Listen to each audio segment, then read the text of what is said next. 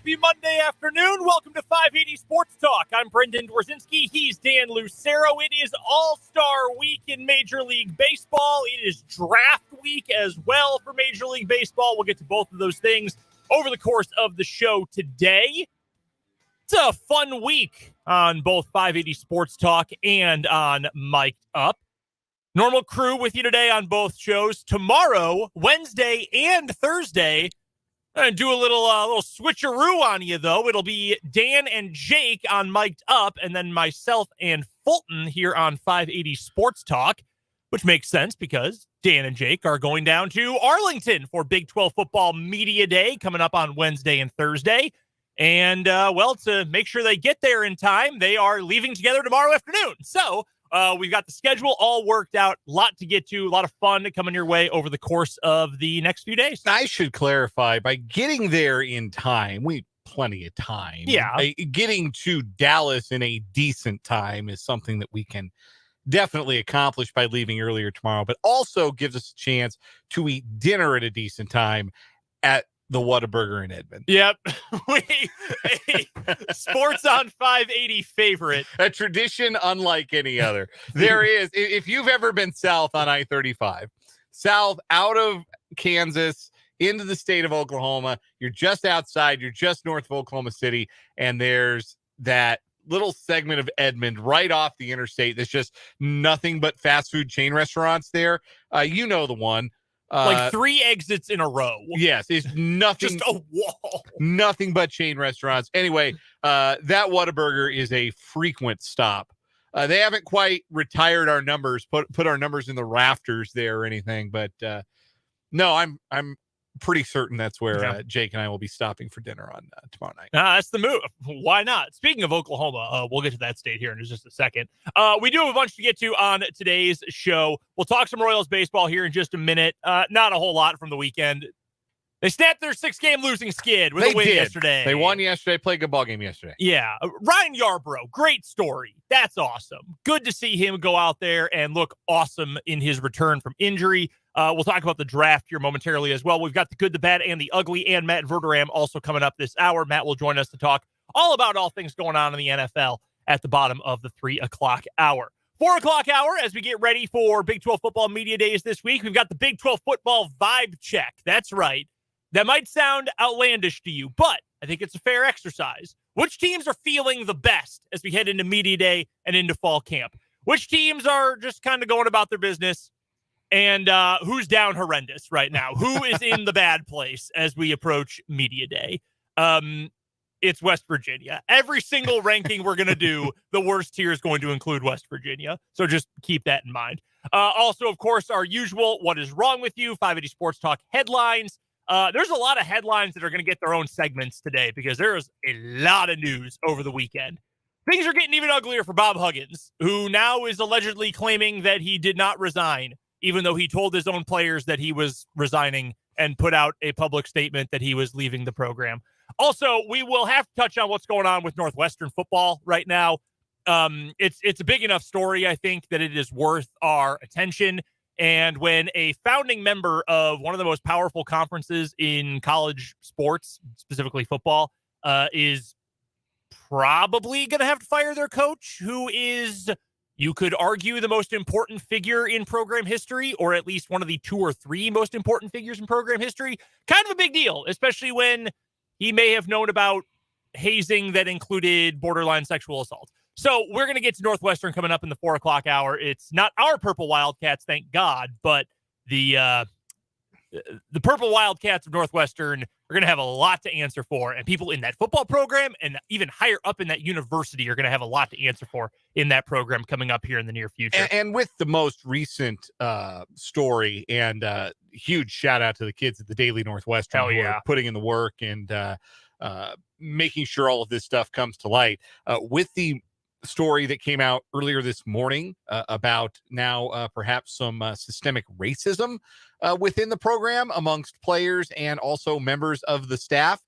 We are really on like Fitzgerald Fire Watch. Yep. Like we are like, he could get the axe within like half an hour and it wouldn't come as a surprise. No. And frankly, every minute that passes, we are it just feels like we're a minute closer to that happening. That story is huge. It is getting bigger. It is getting worse.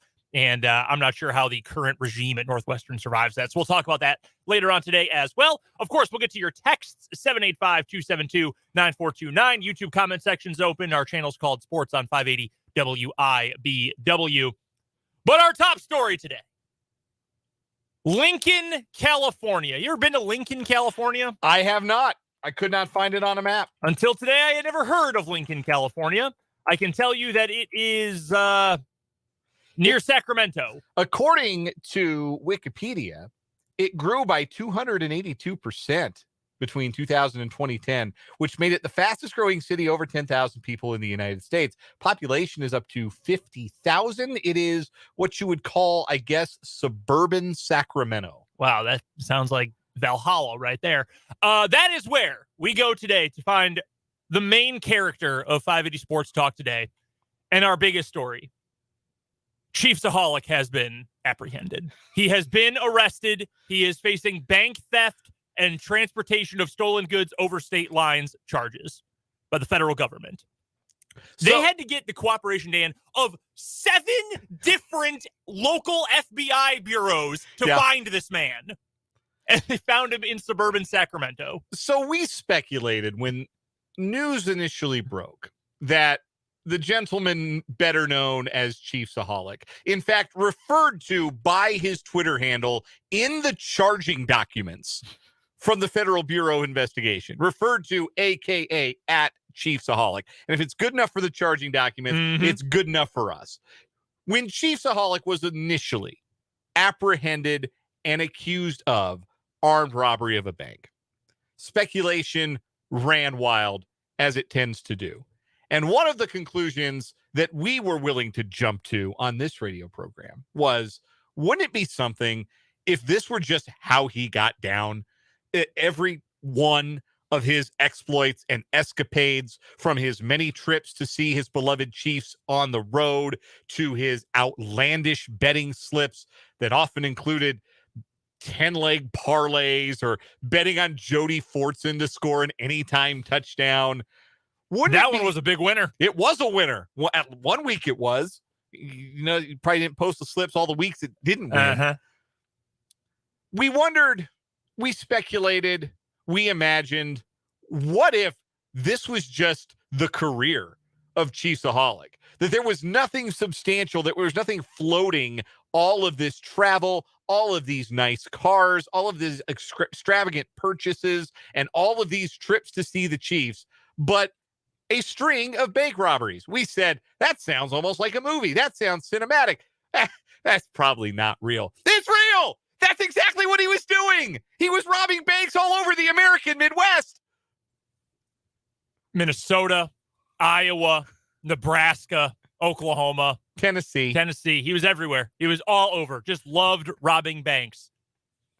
Some people just love attention, and I kind of think that's what we have with Chiefs and crime. He also loves crime, but to be tweeting constantly, to be showing up. Like, I know he was in costume. This man was out in public frolicking about, going to things with tons of money that was not his. He went to the Mahomes Foundation banquet. Yeah, people were scared that he was missing, and they called the Mahomes Foundation. He bought a painting with almost certainly with stolen money. Absolutely, with dirty money. That I guess I can't say for certain, but I'm almost certain it was dirty money. So his whole game was he would rob these banks, and then he would go and deposit the money into either his own bank account, which wild move.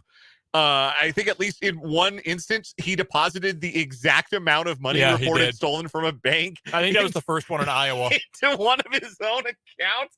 Or he would take that money and he would go to the Argosy, just on the Missouri side of the river, and he would deposit that into the casino and launder his money through the casino.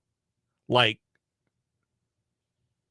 not exactly dealing with a criminal mastermind here. Yeah, this ain't actually or exactly Ocean's 11. No. But typically, so if you hit for a lick, as the kids say, you get a big score. And Chiefsaholic did, as they would say, hit for some licks. Like the aforementioned $70,000 from the Great Western Bank in Clive, Iowa on March 2nd. $170,000 plus from the First National Bank of Omaha on April 28th. How about $303,000 from the First Class Community Credit Union of Des Moines, Iowa on July 13th of last year? Typically, you might think about sitting on that kind of money. Mm-hmm. You've made a big score.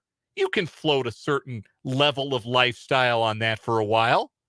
You can lay low, spend a little here, spend a little there, stay liquid, keep it out of the bank, keep it out of the casino, keep a low profile, and not, say, show up in your Lamborghini to every Chiefs road game in a costume so that everybody knows, oh, yeah, that guy. That's Chiefsaholic. Man, he sure is doing well for himself. So I think he said something about warehouses. Yeah, what was it? 60 warehouses all I over own the Midwest. A chain of warehouses. What a bizarre thing to flex. That it wasn't even true, but he just could have said he got it in like investments, right? Yeah. Just say something that most people won't ask you about. Right. Like, stocks and bonds. Oh no, I'm really into commodities. Oh, damn. Commodities. Wow. Hello. Crypto's big these days. Yeah. No. Yeah, I tell you all about my Litecoins, but it's kind of a hush-hush thing. Boom, done. No one's going to ask about it because I guarantee you no one wants to hear about it. He was making that money, man. He could have laid low. He could have stayed low and built. No. So funny. He had to be out there being the most unofficial mascot in the history of unofficial mascots. I don't know if it was addiction to the thrill or addiction to the attention or what it was. Some people just love crime. But the guy knocked over 6 banks. 7 tries. He knocked over 6 banks. I had someone ask me today, is this common to not get caught this often, or was this guy just good at it? And I'm not sure that he was good at it, but he was good at not getting caught. For the record, 6 scores and 1 fumble in 2002. Also McCole Hardman's stats. I saw you tweet that. Out of pocket, but correct. Tweet at McCole Hardman. I bet you he'll respond. I'm almost certain he will.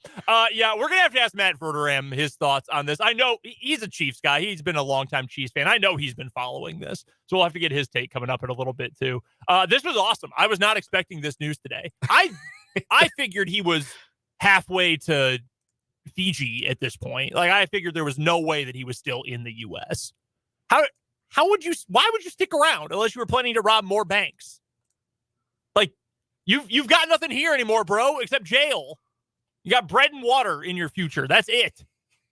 Apparently, he just addicted to the game. Wonder who he knew out in Sacramento. I don't know. Wasn't he raised in California? He might have spent some time there. I remember that he was a transient gentleman. Spent some time in Utah, I believe. Mm-hmm. Maybe he just knew the West Coast. I don't know. Hard to say. I wish we knew more. We'll get a movie about it. Well, we will. Probably multiple. The inevitable Netflix documentary, like, they'll probably spread it into 3 parts because that's how everything is now. There's a 3-part documentary on Hulu about the dating website Ashley Madison now. Remember when that really blew up? Yeah. Yeah. It really blew up. Yeah, a lot of people got blown up. I don't think it needed a 3-part documentary, the rise and fall of, and I use dating very loosely when I refer to Ashley Madison. Yeah. But yeah, like everything gets a 3-part documentary. This is absolutely going to get a 3-part documentary. When I tell you I will watch it the minute it hits your favorite streaming service. I can't wait to learn more. Hopefully sooner rather than later. We will get to a little bit more of that coming up later on. I did want to touch on the start of the Royals draft. It is continuing today. In fact, we are several picks into today's action from the Major League Baseball draft. We do know that the Royals opened up with the 8th overall pick yesterday in the MLB amateur draft and took catcher Blake Mitchell from Sinton High School in Texas. Went with the high school catcher. Not a deep list of high school catchers who have had overwhelming success in Major League Baseball who have gotten taken this early in the draft. The last high school catcher to go top 10 in the Major League Baseball draft was a gentleman by the name of Kyle Skipworth. And if you don't remember his name or his illustrious Major League career, that's not an accident. It didn't really pan out for Kyle Skipworth. I'm not sure he made it past AA. It is not historically, and Kylie McDaniel even said as much on the live broadcast of the Major League Baseball draft last night, which I give ESPN credit. I think they did a pretty good job with the broadcast last night. Good. I think they had people up there who know what they're talking about, and it's not just like your Major League Baseball guys. Like they had Eduardo Perez up there, but it's not like they got A-Rod and David Cohn being like, well, the thing about being an amateur player is that it's really hard work to get to the top. Like, empty platitudes or like, the guys who were on ESPN last night, actually seen these guys. They've grinded the tape. Good. Like they were real experts. By the way, Kyle Skipworth played 4 games in the majors. 4 in the majors. He did make it to the majors. He went 0 for 3 with a walk and a strikeout. That was his entire major league career for 4 games in 2013. And so Kylie McDaniel, back to my point, Kylie McDaniel said as much on the live TV broadcast that the track record for high school catchers in the first round, particularly old for their grade high school catchers, because Blake Mitchell is, I think, not long from his 19th birthday, not far away from his 19th birthday. So he's on the older side for a high school graduate being drafted this year. Join the club, pal. The track record is, and I'm paraphrasing, but I'm pretty sure McDaniel used the word horrendous to describe the track record for players like this. Good. Which is not what you want to hear about the player that your downtrodden franchise has just selected with a top 10 pick in the first round, particularly given, as we went through on Friday, the recent disappointing track record of Royals first round picks. That being said, past is not always prologue. This is a young man who was the player of the year in the state of Texas twice as a high school player. You're the best player in Texas once, you're probably pretty good. If you're the best player in Texas for 2 straight years, I bet you're pretty awesome. Yeah. Pretty good thing to be, all things considered. The speculation is that the Royals maybe are saving some money with that pick, that they're going to be able to get him at or around slot, and that might enable them to save some money and take a player and go over slot with them later in the draft. To this point, and the draft is currently ongoing, they're in the middle of the 7th round. The Royals haven't really taken anybody who you would look at and say, oh yeah, that's going to take over slot, over budget to sign this player. So maybe they're just being a little cash conscious with this draft after they did go over slot a couple of years ago on some guys. I don't know. I don't know what the draft strategy is, and that's generally not great to say. No. But I don't want to prejudge Blake Mitchell by the Kyle Skipworth rubric, because that's not entirely fair. But there is a history here that he's got to battle against if he wants to be the exception rather than the rule when it comes to players like him, high school catchers drafted that high. I will say the last high school catcher who was drafted this high who was really good is one of the best hitters in Minnesota Twins history, Joe Mauer. He was a high schooler. I don't know that Blake Mitchell will ever be Joe Mauer, who was one of the best pure hitters of a generation. Got hurt a lot near the end of his career, but Joe Mauer was really freaking good. So maybe he will be. Maybe that turns out. Yeah. Or potentially, maybe he's not a catcher. Like, right now, he is literally a catcher. You know who else was a catcher? Bryce Harper. You know how many games Bryce Harper has caught in the majors or since he was 19? 0. Yeah, big time athlete. If you saw the clips of him, he's got tools. Tooled up, as they would say. And I think he's got a chance based on like the way they talk about his defense, his footwork, and his arm. He feels like he can get to the major leagues on defense just alone. Like that, as a defensive catcher, he's a big leaguer. And that is a higher floor. That gives him maybe a higher floor than most of the other high school catchers to get drafted at that point in the first round. But talking about high floor isn't really exciting. You'd rather talk about high ceiling. Certainly there's some ceiling there, but there's also a great deal of risk because it's a high school kid. He's 18 going on 19 and very far away from the major leagues.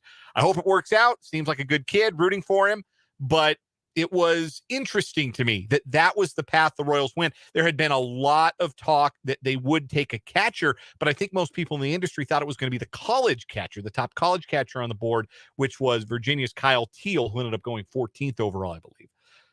The Royals going in a different direction was interesting, and you thought maybe it meant they might take some bigger swings later in the draft. To date, that's not what they've done. to this point in 7 rounds and 8 picks into their draft. So we'll see. We'll continue to monitor the situation. Can't tell you, Butler County kid just got taken a few picks ago. Hey, from Del City, Oklahoma, right-handed pitcher Isaac Tiger. Nice. Stunningly, 1 pick after Detroit. No. Yeah. Terrible. Yeah, he went to the Rangers, 201st overall pick in the 7th round. Just so you know, if you have not seen the list of Royals draft picks, it was Blake Mitchell first. They took 2 guys named Blake with their first 2 picks. That worries me a little bit. need a little more diversity there in the names. But on a serious note, Blake Mitchell with the 8th overall pick. 2nd round, they went with Blake Walters from Mahomet Seymour High School in East Central Illinois. By the way, I knew that they were in a conference with one of the best named high schools in all of Illinois. Can I interest you in the Effingham High School Flaming Hearts? Hell yeah. Absolutely rules. Mahomet Seymour is just the Bulldogs, though, which is kind of lame. The Flaming Hearts is my 2nd favorite Illinois high school nickname. After the wooden shoes? The Teutopolis wooden shoes. Yeah. That's correct. Very, very Dutch population in Teutopolis. Also in the competitive balance round B, Carson Roccaforte from the University of Louisiana at Lafayette, the Raging Cajuns. And then another high schooler, Hiro Wyatt, a pitcher from Connecticut, another Connecticut pitcher. Interesting. Clearly, the Royals trust who they have evaluating prep talent in the Northeast. Frank Mazzucato obviously was their 1st-round pick out of that region, that New England region, a couple of years ago. And then ever since then, their last 4 picks, rounds 4 through 7, all college guys, 2 pitchers, an outfielder, and Dan, correct me. What is TWP? That would be two-way player. Trevor Werner from Texas A&M, about whom Kendall Rogers, who is the managing editor at D1 Baseball, just tweeted, "Will be fascinating to see how Trevor Werner progresses in the Royal system. He has a crazy amount of tools and a physical frame, but there are durability and swing and miss concerns. If he clicks, he could be a superstar." That's the kind of upside pick that you like to see your team take in the 7th round. So yeah, no problem with that. Yeah, that's potentially a really good find there in the 7th for the Royals. Totally fine with that. Pick 199, Tom Brady number. Maybe he's going to be great. Again, the draft will continue throughout the next few hours and then into tomorrow as well. So we'll keep you updated on the Royals picks. I don't necessarily love the approach, but I think that's more so I just don't exactly know what the approach is. I heard Piccolo's comments last night. I don't know. We'll see. I'm just in pure wait and see mode, I guess. Yeah. I hope it works. I hope Blake Mitchell's awesome. I do. Yeah, there's not a lot of benefit of the doubt that you can reasonably extend to the Royals or to the track record again of prospects like this. But that doesn't mean, again, past doesn't have to be prologue when it comes to Blake Mitchell. So congratulations to him. It's the best day of your life getting drafted and signing that first contract with a major league team. So congratulations to Blake Mitchell and all the best of luck to him. Because this is a fan base that's growing impatient and no fault of his and nothing to do with Blake Mitchell, but it would maybe behoove him to get off to a good start in his professional career. Yeah, no doubt about that. We'll talk a little more baseball later on in the show. Right now, we've got to get to a break. We'll recap the weekend with the good, the bad, and the ugly after this. And Matt Verderame from Sports Illustrated will join us later this hour here on 580 Sports Talk. From Reiki.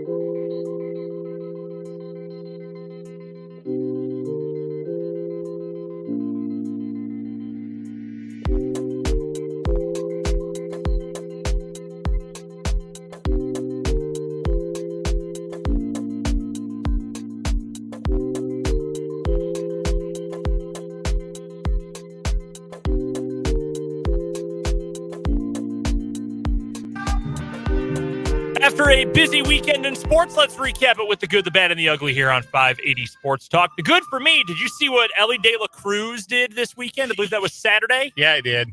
Stole 3 bases in 2 pitches against 1 pitcher.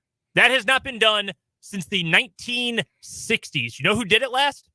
I do not. I actually heard this on the Cubs broadcast yesterday. It was Rod Carew. Oh, wow. And they said, they were talking about, the reason normally Rod Carew, great base stealer, great player, you would have paid more attention to him on the base paths. However, he was on base while Harmon Killebrew was at the plate. So the battery's attention elsewhere at the time. But yeah, a rarity. John Birdie of the Marlins stole 3 bases in 1 inning a couple years ago, I think 2021, but that was against multiple pitchers. This was 1 pitcher who was loafing around, and Ellie De La Cruz stole all the way around and stole a run, and it was awesome, and he's awesome. And I hate that he's in my favorite team's division because he is a superstar. He is awesome. It's too bad he's not in the All-Star game. I know he didn't play enough games to maybe qualify, get the player vote, but that's the kind of guy that should be in commercials, that should be all over the place. Like, you want to promote baseball, this is one of the most exciting young talents to hit the game for a very long time. And he'd be a great face of the game, I think, moving forward, because that's just little league stuff. Yeah, what he did was remarkable. Like, you don't see that. No. That was pretty cool. My good, Ryan Yarbrough. We touched on it a little bit in that opening segment, but Ryan Yarbrough back to the mound for the first time since being hit in the head with a line drive a couple of months back for the Royals. All he does is spin 6 strong innings, strikes out 5, holds the Guardians to just 1 run, and helps the Royals snap their losing skid just in time to give him something to feel good about going into the All-Star break. Great to see Ryan Yarbrough out there, and great for the Royals rotation too. Maybe he can offer it a little bit of stability. The bad for me, and yes, awesome for Ryan Yarbrough. So cool to see him back out there. The bad for me, the New York Times, they buy The Athletic a couple of years ago, right? I've been a subscriber to The Athletic for years, before it even really blew up, when it was just a couple of cities. And I've always loved the product. We have CJ Moore on during the year, who does a great job. We've had plenty of writers from The Athletic over time. And recently, the New York Times laid off a ton of writers from The Athletic, beat writers. Their whole thing was, hey, we're going to have local coverage. We're going to be like a newspaper, but all online. You pay 1 subscription, you get all this coverage. It's great. And it was for a long time. Then they laid off a bunch of local beat writers. Then today, the New York Times announced they're getting rid of their sports section and essentially saying, hey, you want sports? Go subscribe to The Athletic. That's not good. No. That is, in fact, very bad for the industry of journalism, for sports journalism, for sports coverage. And why would you fire a bunch of people at The Athletic if you are now going to put even more pressure on them and stress on them to perform and create content for you? It doesn't make a whole lot of sense, and it sucks, and shame on the New York Times. Real quick before my bad, we had a listener on Friday asking where Nick Goodwin from Kansas State might get drafted in the Major League Baseball draft.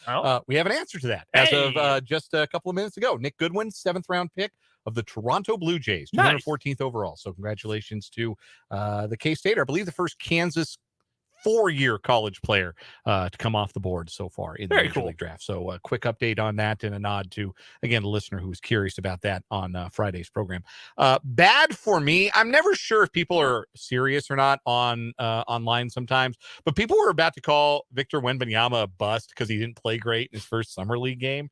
They put up a double-double last night, and now he's going to be the league wrecking force that people thought he was going to be when he got drafted number 1 overall. Like, stop overreacting to summer league, people. Just don't do it. Even if you're joking, just be cool. Yeah, it's just, don't watch summer league. It's bad basketball. Like, I tried to watch Wembanyama's first game. Like, it's such bad basketball. It's like a run at the Y, but with better players. Yeah, but also it means nothing. Except it gets even worse than that, because there's no one with a camera at the Y. Like, there's no one wearing an ESPN vest with a big camera on their shoulder at the Y. Right. These guys are fighting for something, and it's rough. The ugly for me, and we'll talk about this coming up in the 5 o'clock hour today. Bob Huggins, dude, stop. Just quit, man. Just don't keep digging yourself a hole. He resigns. Well, first, he says a slur on the radio multiple times, doubles down on it, then gets a aggressive DUI, then resigns, now says, well, I didn't actually resign. It's obviously a cash grab, but it just, Come on, dude. Get out of the spotlight. Yeah, you're hurting your reputation. You're hurting your legacy. You're hurting the university you purport to love. It is such a bad look for Bob Huggins. Terrible. Really, really bad. Yeah. Ugly for you? Even, you could say. You could. Ugly for you? That's it. Perfect. With that, let's take a time out. Never ugly. Our conversations with Matt Verderame from Sports Illustrated. He'll be joining us next on 580 Sports Talk. I'm Jim Ch-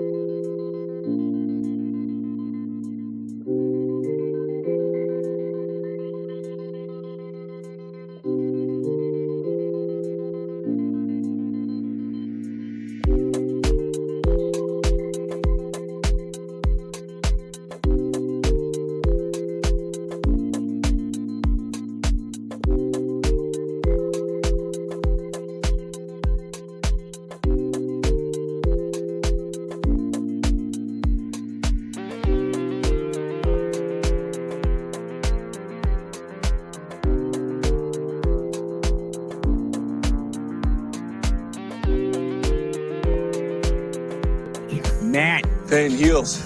Chicks dig scars. Glory lasts forever. How can you not be romantic about football, man?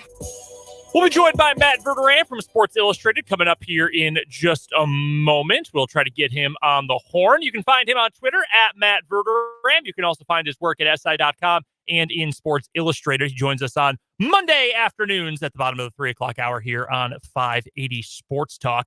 Not a ton going on in the NFL world at the moment, as we are still just sort of awaiting the start of training camp. We're just a few weeks away. We had some folks in or on the text line recently asking about when we'll hear from Mitch Holthus, by the way, when we will start our training camp reports. Well, we are 3 weeks away. That is right. 3 weeks from today, we will start our daily training camp reports with Mitch Holthus, the voice of the Kansas City Chiefs. He will join us every day at 5:20 to talk about all things going on at training camp. So that is coming up just 3 weeks from now. 30 years this year of Mitch Holthus as the voice of the Kansas City Chiefs. Absolutely incredible. So we can't wait for those conversations to start coming up at the very end of this month. But right now we're talking all about not just the Chiefs, but everything going on around the NFL with Matt Verderame. Again, you can find his work at SI.com and in Sports Illustrated. Matt, first thing I've got for you, the biggest news in the greater NFL cinematic universe today. How surprised were you that the FBI finally caught Chiefsaholic? It's the story of our time, I feel like, at this point. I feel like it never stops. But now apparently it has stopped. So now he's in custody, and I'm sure that won't be the last we hear of this. Do you love anything as much as Chiefsaholic apparently loves robbing banks? Like, this dude just loves crime and loves trying to escape from the police. Like, this, I'm honestly impressed by the passion here, Matt. Most people would give up after getting arrested the first time, but not our guy Chiefsaholic. Yeah, I don't know that I love my children that much. I mean, and I'm holding one of them currently. That is a dedication to a craft you don't often see in life. Unfortunately, in this case, it is potentially robbing banks. So maybe that dedication would have been better served, going toward a pursuit of legal stature. But here we are. Could do good, could help people. No, I guess we'll just rob banks. Well, Matt, from the folks actually on the field right now, I wanted to ask, we've talked a lot in recent weeks about Dalvin Cook. We've talked about DeAndre Hopkins, and there's whispers that the Chiefs might even still be interested in DeAndre Hopkins. But right now, do you feel like those two players are actually the two best free agents available? Or do you think one or both of them might be behind someone else from the free agent pool? I think Hopkins is the best free agent available. I do. I think of all the guys left, he's got the biggest impact or potential impact in him. I think he's the guy you look at and go, you know what? If he's in the right spot, on the field, he could be a guy who makes a huge difference in January. Somebody who goes for 150 yards, 2 touchdowns in a playoff game. Cook is phenomenal. It's just the old story, right? He's a running back. I don't know that I think he's more valuable than if you get Yannick Ngakoue and Ngakoue gives 12 sacks. I don't know that he's more valuable, even a grizzled veteran like a Justin Houston. I'll give you another guy, a former Chief, Marcus Peters. Like Marcus Peters, maybe it doesn't work out wherever he goes, or he could be a Pro Bowler. And in that position, to me, that's more valuable than having Dalvin Cook. So I think Hopkins is my number one guy, but after that, you can make the argument. Do you have a reason why, or have you heard from around the league why Marcus Peters might not be signed at this point? I mean, we all know the personality clashes he has with some people are well documented at this point, but I mean, he's had a very good career and is coming off of, if I remember correctly, a fairly decent season this past year. Yeah, he did. In Baltimore, he played pretty well. He and Marlon Humphrey were one of the better tandems in the league. I think with Peters, it's a combination of a couple things. He's bounced around a little bit, as you mentioned, some clashes at times with his personality, but then also he's getting toward the back end of his career. In fact, he's probably at the back end of his career. And so, it's crazy to think he was a rookie in 2015. So this is year 9 for him. He's older at this point. Does he have the same athleticism he once did? Probably not. That being said, to me, if I'm a team that needs a corner, and I'm a contending team, I'm not going after Marcus Peters if I'm a team that feels like, look, I'm probably looking at the top 10 pick. But if I'm a contending team, and I'm thinking to myself, you know what? If we can force an extra half dozen turnovers, we got a real shot. Like, I'll give you a perfect example to me. Jacksonville. Jacksonville, to me, is a perfect example. Who do you have playing corner that you feel like is better than Marcus Peters? I don't know. I mean, does that guy exist on Jacksonville? Like, if I'm Jacksonville, I'm looking at Peters and going, you know what? On a 1-year deal, that's cool. I can live with that. So I think that it's age, it's past, clashes at times, but I think that's probably why he's still out there. Real quick, Matt, off the top of your head, can you name Jacksonville's starting corners? Because this proves your point, by the way. Can you name their starting corners? No. So they have Cisco and Campbell in the secondary. They cut Shaquille Griffin. He was cut this offseason. And so off the top of my head, no, I don't think. I mean, Campbell. I think Campbell's their top guy right now, and that's the whole point. It's like, well, why wouldn't you go out and add a guy like Peters, especially on a 1-year deal? Like, I get not adding him on a multi-year deal, but on a 1-year deal, to me, that's clearly an upgrade. Both Our Lads and ESPN currently list a gentleman by the name of Darius Williams as their other starting corner. And from the Rams. Yep. Yeah, you could have given me 10,000 guesses, Matt. I don't think I would have come up with Darius Williams. I should have known that, but yeah, he was a free agent signing last year from the Rams. But that's, again, to the general point here, like, Darius Williams is fine. But Kansas City and Cincinnati aren't going into games against Jacksonville going, okay, we got to stay away from Darius Williams here. Like, it's fine if you throw out Darius Williams. He's okay, he's decent. But Peters, he can change the game. He can change the game. He is adept at picking off passes. Very few have done it better than him in the near decade he's been in the league. Our guest is Matt Verderame, who covers the National Football League for Sports Illustrated. You can check out his work on the website, si.com/NFL. I'll take you to the work of Matt and his cohorts there. You can also find Matt on Twitter at Matt Verderame, and you can hear him every Monday on the Fleming Place Wine and Spirits Hotline right here on 580 Sports Talk. Matt, interesting news tidbit from the AFC West this past week. Denver Bronco running back Javonte Williams expects to be able to participate some in training camp coming off of his torn ACL in week 4 of last season. He was going to be a big part of that Bronco offense last year before his injury. If he's good to go week 1, I know it's always dicey with skill guys, especially running backs, coming off of ACL injuries, but how much would a healthy Javonte Williams maybe raise Denver's offensive ceiling?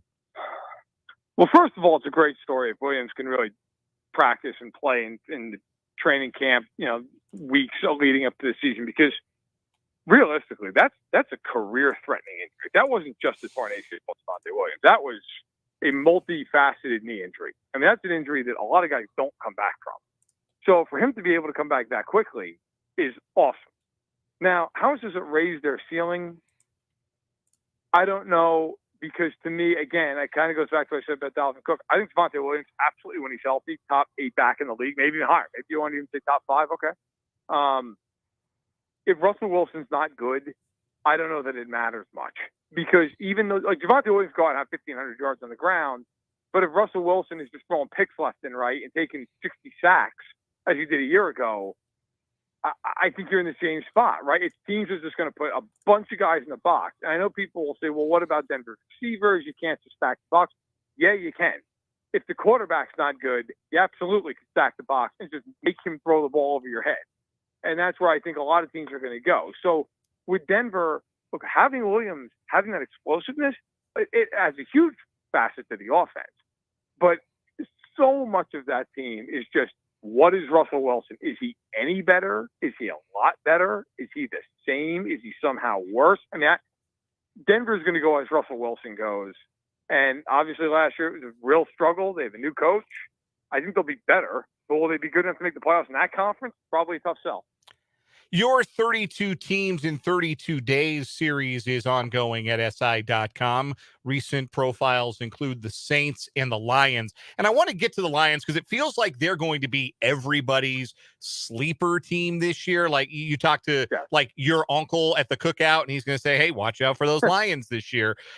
They're going to have that kind of buzz going into this season. How much of that to you is real? How much of that is, well, somebody's got to win the NFC North? And how much of that is maybe a little bit of an overreaction to them having won the most recent significant game we saw them play, which wasn't even a win and in situation for them. They helped the Seahawks into the playoffs by beating the Packers in the last game of last year's regular season. But how much of this is the real thing, you think, with the Lions, that they're ready roster-wise to be a real contender? So I think the Lions are the best team in the NFC North, because I thought the second half of last year they played really, really well. I don't have it in front of you. I think they started out like 1-6, and they ended up going 8-2. I think it was over the last 10 games, something like that. I mean, they were really proficient. Even had some nice wins in there. It wasn't all just against bad teams. The question I have with Detroit is, it's one thing when you're a fun, plucky team. It's another when there's actual expectations. Now, I do think, like I said, I think they're going to win that division, which, by the way, they've never won the NFC North. The last time they won the division was 1993 when it was the NFC Central. That's also the last time they hosted a playoff game, which is the longest drought in the NFL, 30 years and counting. So, and I think that's part of this. The Lions have been awful for decades. So it's fun to say, hey, it's going to be really good, the Lions this year. If the Lions were the Patriots, I don't know that you get the same reaction. I think people think, oh, yeah, the Patriots will still be decent. And I think that's what the Lions are going to be, 9 to 10 win team. I think in that division, it's probably enough. Although Minnesota, maybe you want to give more respect than they're getting. Maybe not, depending on who you are. But I think overall, Detroit's a good team. The big question I have with Detroit is twofold. On offense, what are they without Jameson Williams? And even when he gets back, you don't know if he's going to be a good NFL receiver. How good is he? Because if he's not good or he's not involved, now you're just doubling St. Brown and saying, all right, beat me any other way. Defensively, I really like their front. Their secondary, you added a lot of pieces. How does that gel? I think it'll be okay, but I've still got to see. Finishing things up with Matt Verderame, who covers the entire National Football League for Sports Illustrated and SI.com. That's where you can find all of his work. You can find him on Twitter, too, at Matt Verderame. Matt, did you see the trailer? Well, really, it's the first 4 minutes of the upcoming quarterback series on Netflix. Did you see that video today? I actually haven't. I saw the trailer. But I am on vacation. I was traveling today from New York to Connecticut, so I could not see the 4-minute video. It's interesting. It looks cool. Patrick Mahomes looks awesome. Kirk Cousins looks like a goofball. And the only interesting thing about Marcus Mariota is apparently the Falcons wanted to take away his job and he had a baby. That seems to be all they really have on Marcus Mariota for this. But I'm excited. Like you've covered Patrick Mahomes a bunch. We obviously do here as well. Like, we know a lot about him, but I think it's cool that we're actually going to get to see a little bit more behind the scenes. Plus, NFL films, whatever they do turns to gold. So I know I'm really excited about this. I think it's going to be great. It's behind the scenes look. And, you know, even though I know Kirk Cousins has the reputation of like he's wallpaper, and Marcus Mariota's like, yeah, well, you know what? Marcus Mariota, the Falcons, it's not all that exciting. It is going to be a very interesting look at the day-to-day life of an NFL quarterback. Now, of course, Mahomes, you couldn't have picked a better year, right? I mean, if you're Netflix, like, this is great. Just won the Super Bowl, fought through all this adversity with his ankle. I think with Mahomes, and I have not had a preview of it, I could be wrong. I think with Mahomes, you're going to see a side of him, a competitive side of him, like that maybe is a little bit more like carefully crafted at times by the team, by the player himself, by the team around him. Like, I think you're going to see, and you even saw a little bit in the trailer, where he is the guy that Eric Bieniemy once famously called a competitive, you know what? Like, I think you'll see some of that come out. And I think that's a good thing. I think that's real. That's raw. And that's what you want to see from the athletes, right? That they care. And Mahomes certainly does. There's one curse in this video. And by the way, while you're listening to this, if you want to go check out this video, you can find it. Netflix tweeted it. The NFL tweeted it as well. If you're on social media, you can find that. There's one curse, Matt, in the whole section of video they show. And it's Patrick Mahomes during the Jacksonville playoff game, throwing his helmet on the ground, yelling the F word in pain. And when Andy Reid said, I want to take you out of the game. Like, that's the kind of guy we're getting. And I think Chiefs fans are going to eat that up. Yeah. And that's real. Like, that's who he is. I mean, you don't get to be as great as he is by just, shucks, I wish we would have won that game. Wish that drive would have been better. Like, that's not, it doesn't mean you have to be a jerk or you have to be, but like he clearly cares about everything in his life. It's certainly on the football field. He cares. He is incredibly invested, and I think that's going to show through in this documentary.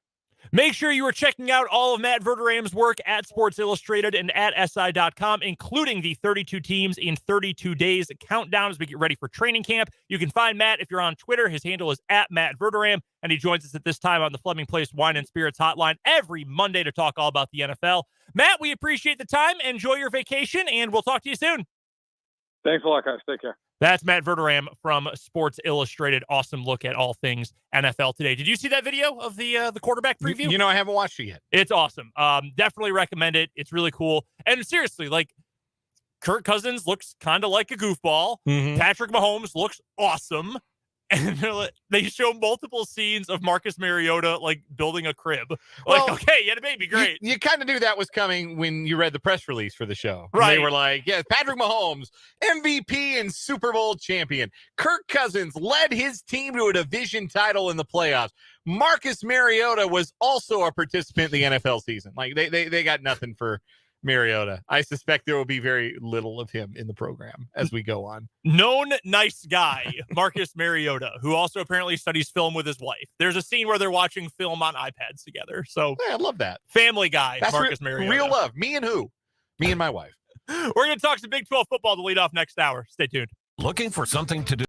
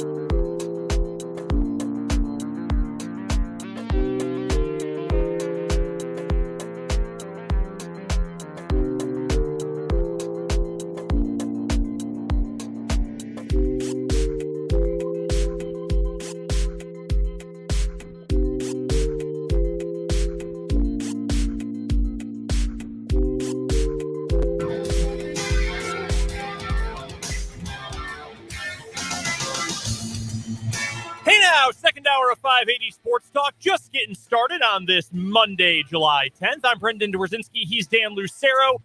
We're here with you until 6 o'clock today. No Royals baseball, obviously, because it's the All-Star break. Home Run Derby night tonight. Yeah, it is. That's exciting.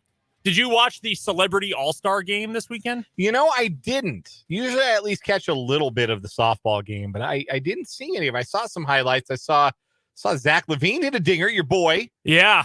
Might not be my boy for much longer. You read the NBA trade rumors. The best video from it, because usually, or it has for years, aired on ESPN. So they will show it after on tape delay after the Home Run Derby. Right. So I'll watch it then.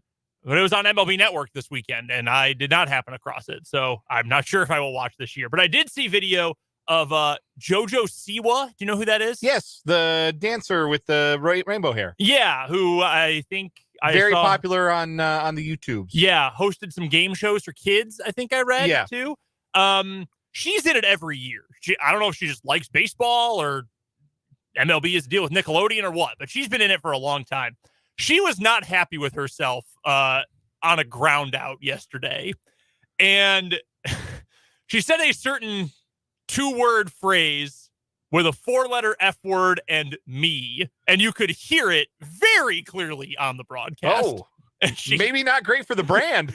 grounds out to the pitcher and just goes, "Oh, bleep." And yeah, you can hear it very clearly. And Robert Flores on MLB Network just kind of laughed. It was like, oh, she was frustrated with that one. Very, very funny. Stars, they're just like us. Yeah, me playing the show every day. I scored 1 run on a home run the other day while I was playing. I had 28 batters, 27 outs with 1 run. Why can't you hit, man? Dude, I can't do it. I'm so bad.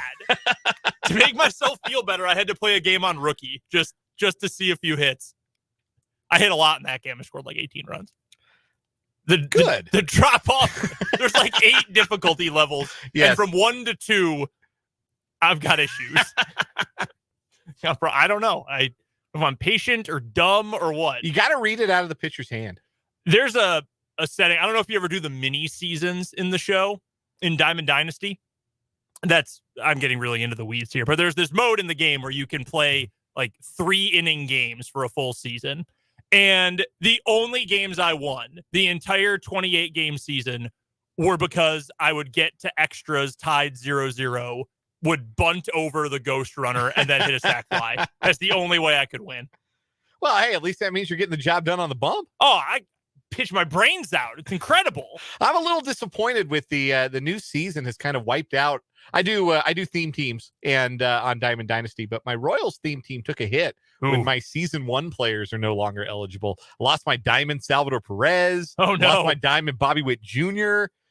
I'm out there running like Samad Taylor and Michael Massey Tops Now cards. I mean, they're diamonds too, but doesn't hit the same. Not quite the same punch. No, I had to bring in a ringer. I had to bring in the Johnny Damon card. There we go.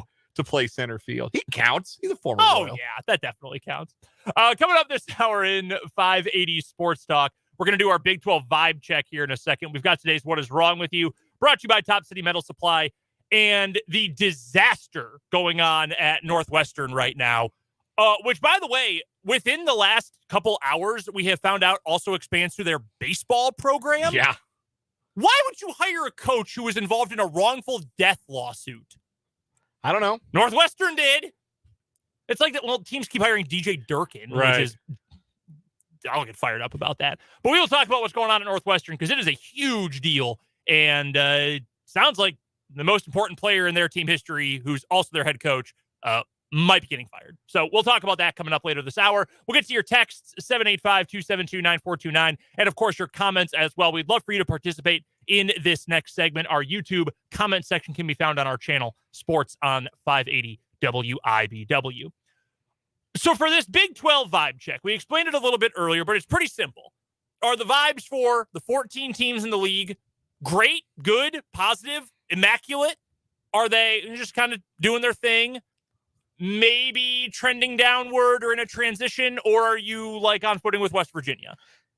Yeah, so like if you were going to a party and you asked, what's the vibe? Yeah. you would hear one of four answers typically. You would hear that the vibes are immaculate. Mm-hmm. I mean, it's turnt. Yep. People are fired up. Music's good. Drinks are flowing. Mm-hmm. There are girls.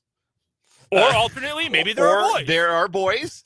And it's a good time being had by all. It's immaculate vibes. Maybe they got a pool, like the whole thing. Sometimes you might hear it's a decent vibe. Decent. Yeah, decent vibe. Music's okay. There's some people there maybe you wish weren't, but by and large, you can ignore them. Yeah, it's they're playing the wrong kind of music, not your kind of music, but it's a decent vibe. There's the sketchy vibes. Vibes are sketchy. I don't know. They're being very aggressive with the loudness of the music. Yeah. Somebody there might have a gun. Like the guys who hang out at the 7-Eleven, like out behind by the dumpster, like they're there. It's like 95% dudes. Yeah. Yeah. It's kind of a sketchy vibe, or the vibes are horrendous. Like it's dead. There's no music playing. Everybody's just kind of huddled around like little cliques all over the place. There's no music. There's no pool. If you're a KU grad or have ever spent a lot of time in Lawrence, I can say this because this place is out of business now. If you ever went to Tonic on Mass Street and it was open, that's what we're talking about. Horrible place. Everybody knows the place. Yeah. If you went to college in a college town, everybody knows the place where the vibes were typically horrendous. So should we do this by tier or by team? I think we should do this by team. Okay, I had the same thought. Yes. So let's just go alphabetically. We'll start with the Baylor Bears. The Baylor Bears, I think that is a decent vibe. I agree. That's a decent vibe right now. Fell back a little bit last year, I thought, and I am a noteworthy critic of, I don't know if I'm noteworthy, but have notably been a critic of their quarterback situation. Not the biggest Blake Shapen fan, but he's played a lot of football. I'm not ruling out the possibility that he takes a step forward in the same way that Max Duggan took a big step forward last year for TCU. We kind of thought maybe he tapped out, and then he went and won the Davey O'Brien Award. So if there's a big step forward for Shapen this year, Baylor could potentially become a contender. They're a program that knows who they are. They have an identity. I think they're well coached. They've got good leadership. I like Dave Aranda quite a bit.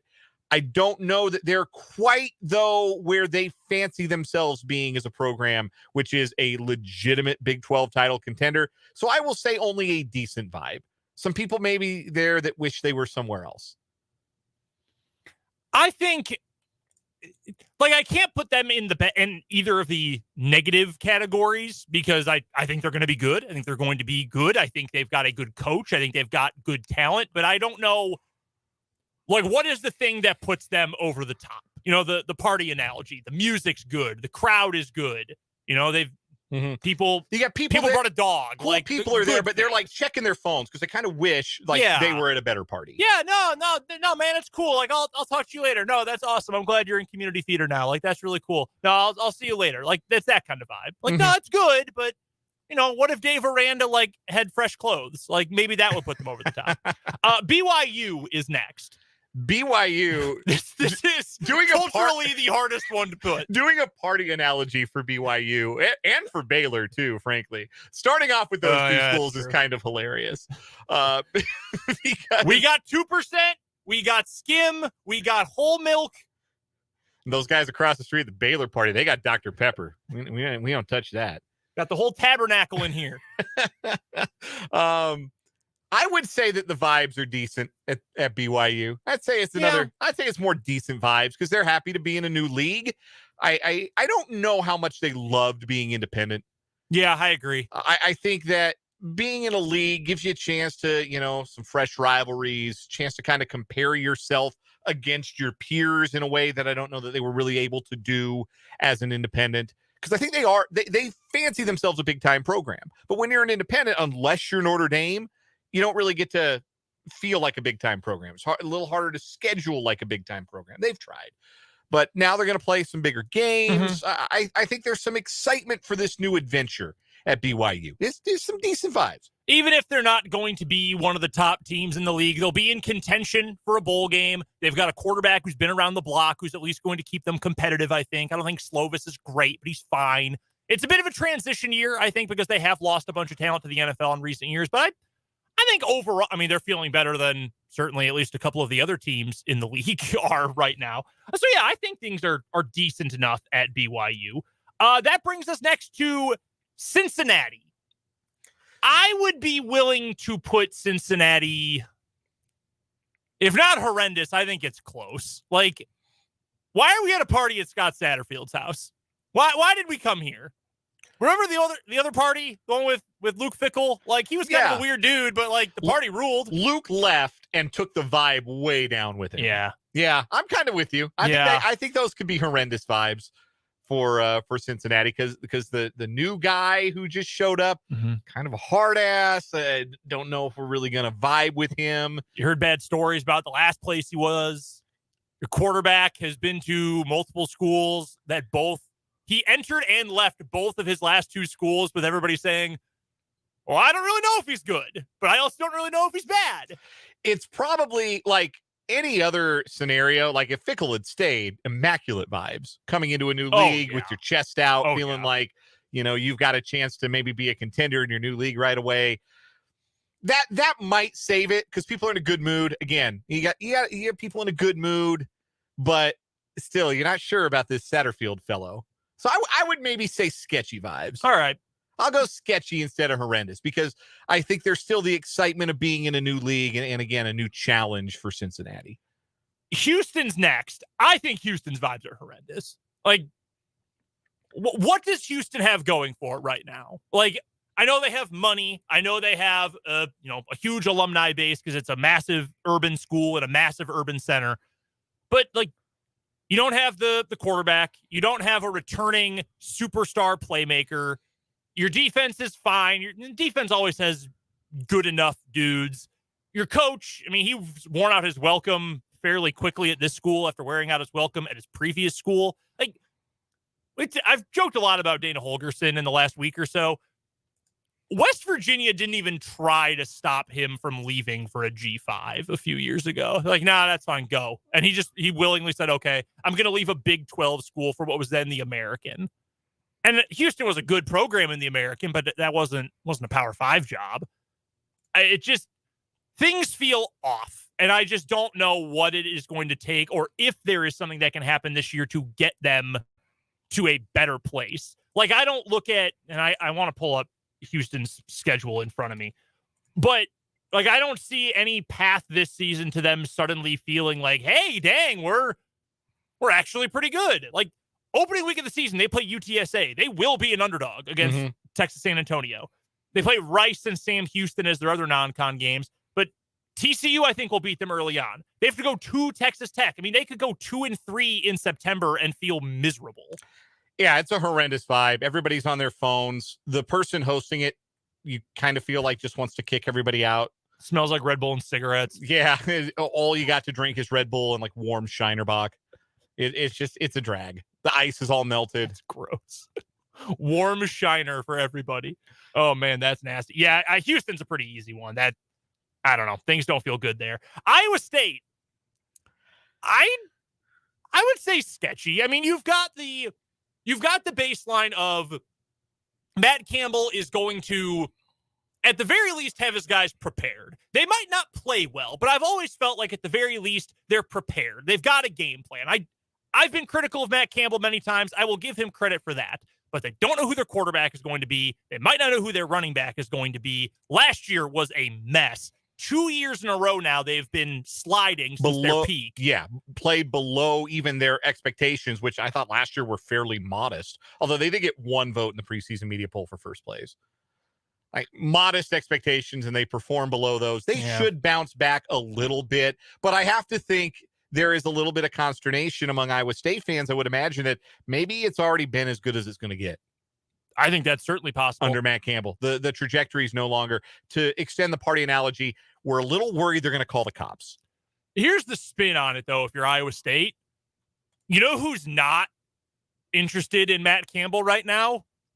Michigan and Ohio State and other major programs. This is true. Like, this is the first time genuinely since his second season when you can say, no, we know Matt Campbell is here. Like, we hear from him that he wants to stay, but right now, we know he ain't going anywhere. Notre Dame's not hiring. Michigan's not going to fire Jim Harbaugh. Like, no, we're good on Matt Campbell. So maybe that's the one thing keeping them above the dang, someone call my parents, the cops are here mode. Next up, alphabetically in the Big 12 is doing our Big 12 football vibe check. I believe we have reached our local schools. I believe we are at KU and K-State. And we'll go with Kansas because technically Kansas comes before Kansas State alphabetically. Kansas State has more letters.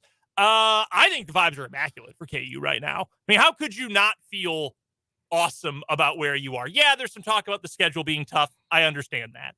You got a new contract for your head coach. There are, at least theoretically, we are going to see a new stadium in Lawrence in the somewhat near future. You got kick-ass new uniforms this weekend that look awesome. Yeah, those are really good. I like that blue. And you're going to have one of the best offense. On paper, you should have one of the best offenses in the Big 12, if not all the Power 5, with a quarterback who's a genuine college superstar entering the year. Like, yeah, defense, whatever. Like, people are like maybe doing some drugs they shouldn't be doing in the back room, but like, I don't need to go in the basement. Like, but that's fine. No, they're not like the fighting drugs. They're like the chill out drugs. Yeah, they just like really want to listen to Fish. Yeah, that's fine. Everybody's in a good mood. It's a party that's turning out way better than anticipated, way faster than anticipated. Yeah. There's hot pizza in the kitchen for everybody to enjoy, and they thought of everyone, so they got all kinds of flavors. Drinks are flowing. People are showing up. Fun people keep coming through the door. Yeah. Like, yeah, it's the turn up, man. Yeah, absolutely. Immaculate vibes in Lawrence for football. Yeah. It's amazing that we're talking about that. I mean, knew it would maybe someday happen again. Just didn't expect it to happen this fast. And I think in a similar vein, Kansas State's the exact same way. Like how defending champs, man. The defending champs. You got all this talent coming in. Big man on campus quarterback, superstar head coach who also just got a contract extension. Like this has got to be, we were talking about quarterbacks specifically last week. This has got to be the best that the two Kansas programs have felt at the same time going into a season ever. It really might be like this. I don't know how you couldn't feel great if you are Kansas State or if you're a Kansas State fan right now. That's the party everyone wants to go to. That is the place everyone wants to be. They want to get a piece of it. They want a piece of Chris Kleiman. They want a piece of catching balls from Will Howard, playing behind that offensive line, being a part of a defense that just sent 3 dudes to the NFL draft this past year and is going to send more this coming year. I mean, that's everything anyone wants to be right now is Kansas State. Is this as cool as Kansas State has been? Like, because when Kansas State was winning under Bill Snyder, I don't know what their cultural or their brand cachet was. Like, this is the 90s, and I don't know that anybody was in tune to that kind of thing. We didn't think of football programs as brands in the way that I think we do now. But there was something very old school about Kansas State, even though like they had obviously some exciting individual talent on both sides of the ball. They didn't play boring, but there was a old-fashioned, old schoolness about them. As long as Bill Snyder was their head coach, that was always kind of going to be sort of the broader perception of Kansas State, that they did it this old school way, this old-fashioned way. They line up the fullback at quarterback and push him across the goal line on 1st and goal, that kind of stuff. But I think the cool factor for Kansas State, for lack of a better way to put it, has really ratcheted up here in the last couple of years. They feel like they've got a bit of a cultural a coolness to them in a way that I don't know Kansas State football ever has. And that's, again, lacking better ways to put it, that's pretty cool. That's immaculate. I think that's the entire athletic department, right? I do. Like 100%. Marquise Noel was the coolest player in the NCAA tournament last year. Absolutely. And is now making highlights in the summer league. Hell, look at the women's basketball program. I know she barely played this past year because of injury. 2 seasons ago, Ioka Lee scored more points in a women's college basketball game than anyone ever. They have a banner for her already in the building. Like that's awesome. Trajectory is up all over the athletic department. New facilities, the new volleyball arena looks incredible. The upgraded volleyball arena looks incredible. Social media game has been killing it. That's another way. I mean, another way you can gain a little, brand cachet is be good on social media. Kansas State is. Yeah, all that stuff it combines to make things feel really, really good. Immaculate vibes for K-State. Next up, we'll go a little quicker through these next few. The two Oklahoma schools, I would put them both in sketchy, but for different reasons. OU, like, yeah, this is cool, but you're moving away soon. Like, I don't know, like, all these memories kind of, what do they mean? Like, we're not going to get to share these stories anymore. Like, you're leaving. It's a party the last week of college for the group that, like, can't wait to get out of college. Yeah. Yeah, no, that's definitely true. Like, this wasn't that fun. For us. We're ready for the new thing. You feel obligated. This is like watching a TV show that you've kind of grown to dislike, but like, man, I've put so much into it. Like, I got to watch the last season. Like, I know it sucks, but I got to watch it. That's kind of what Oklahoma football is in the Big 12 right now. Whereas Oklahoma State, I just don't really know. Like, Gundy always has them winning games and going to bowl games, but there's not really a whole lot that's redeeming about their roster right now. It's kind of getting stale. Yeah, it is. It is. There's a staleness to Oklahoma State football. They feel kind of stuck. They're still playing Closer by the Chainsmokers at parties. Like, guys, come on. It's not 2016 anymore. We need to move on. It's the same drinks, and it's the same crowd, and it's the same music, same playlist, same guys Spotify plugged in to the Bluetooth speaker. Like, it just feels the same. Like, and for some people you might find that comforting, but for others, that's just not a place you want to hang out at too long. TCU, I think I'd put that as decent, good. I don't think I'd put that as immaculate. I would. I'd put it as immaculate. Okay. They played for a national championship last year. That's a program headed in the right direction. They know they've got the coach for the long haul. Sure, there might be a bit of a step back this year. I think people would reasonably expect that, but that's good to have reasonable expectations for your program. I think that gives you immaculate vibes, is feeling like, we don't have to go 12-2 again for this season to be a success. We just have to hold and consolidate some of our gains from last year, continue to develop, continue to be fun to watch, continue to do the Hypnotoad thing if you want. Like, I think those are immaculate vibes in Fort Worth. They're coming into their own, I think. I will say this. They've got a very nice start to the schedule this year. I think, dude, what they're going to do to Colorado. Yeah, it's going to get ugly. I think we might legitimately have, and I got to check K-State's schedule real quick, but I think it's very possible we end up with 7-0 TCU against 7-0 Kansas State when those two teams face off. Because K-State's schedule is tougher, actually. They'll beat SEMO, they'll beat Troy, they'll beat Mizzou, even in Columbia. K-State has to play UCF, but that's at home. Oklahoma State on the road will be tough. And then they have to go on the road to Texas Tech on October 14th. So K-State's schedule is kind of tough. TCU, they're going to crush Colorado at home. They'll beat Nichols. I think they'll beat Houston on the road. They'll get SMU. SMU should be pretty good this year. Yeah, that'll be a good SMU team. But that's going to be in Fort Worth. TCU plays West Virginia. They go at Iowa State, and they host BYU. I don't think it is out of the question that we end up with, especially if K-State is as good as we think they can be, that might be an undefeated matchup on October 21st in Manhattan between TCU and K-State. That would rule. And that should get College Game Day. That should get College Game Day. Absolutely should. Yeah, obviously, they were both 6-1. That game should get College Game Day. Texas. I mean, it's like, that's got to be immaculate, right? Like, they've got the crew, they got the drinks, they got the snacks, they got the music, they got the Trans Am, they got the strippers, they got the monkeys. Like, that, the Texas monkeys, has it all. Yeah. It is definitely. They got Pole Assassin at that party. It's the wildest party. It's the most well-stocked party. All the cool people are there. That was the one that, like, everybody was whispering about. This is going to be the event of the century, man. You got to be at this party. So everybody's going to come to this party. But there are some things that could make it a dud.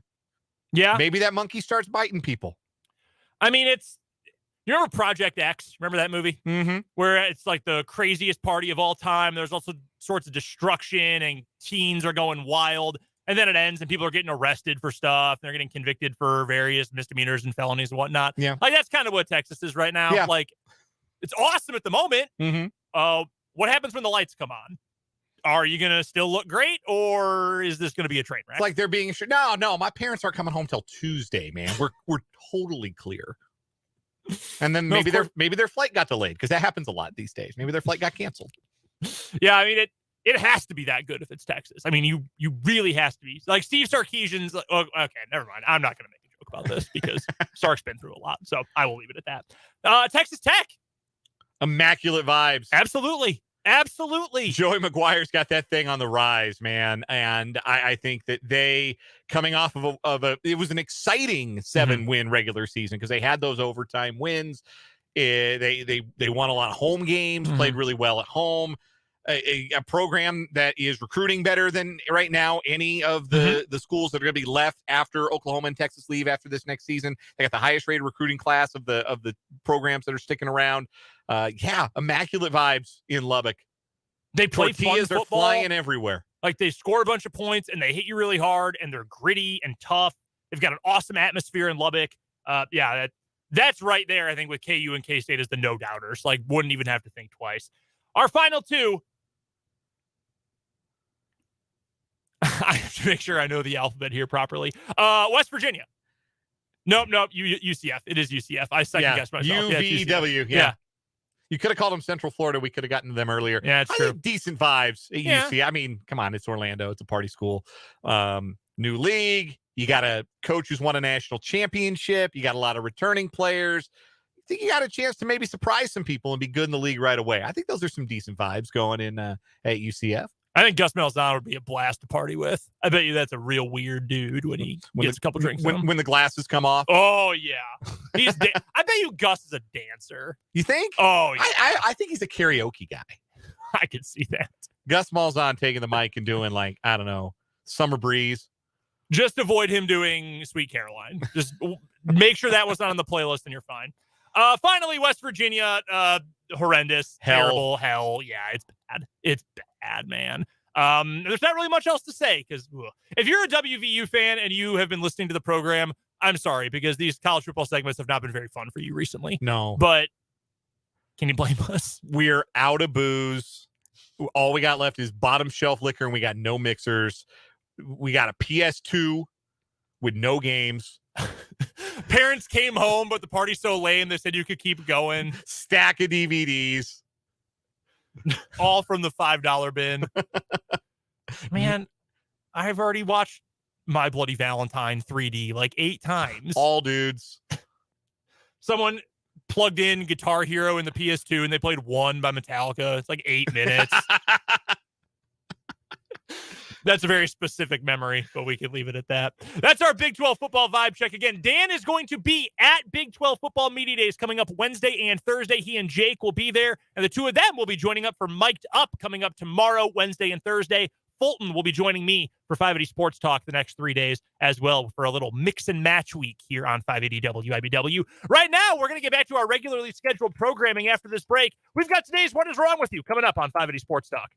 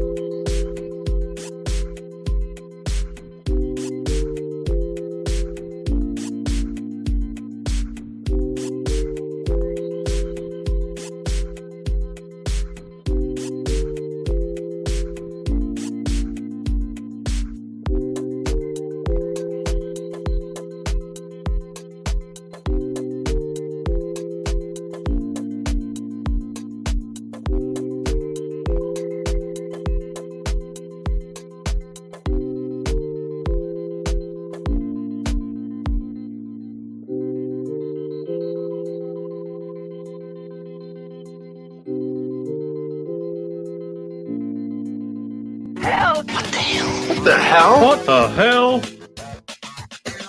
Let's talk about some folks who have absolutely horrendous vibes. It's What Is Wrong With You, brought to you by Top City Metal Supply here on 580 Sports Talk. New week, 2 new stories going head to head. And of course, Top City Metal Supply, you should know, cuts all the metal you need to your specifications. That saves time, money, and material. Never settle when it comes to metal at Top City Metal Supply, which you can find on South Topeka Boulevard, halfway between Frito-Lay and Forbes Field.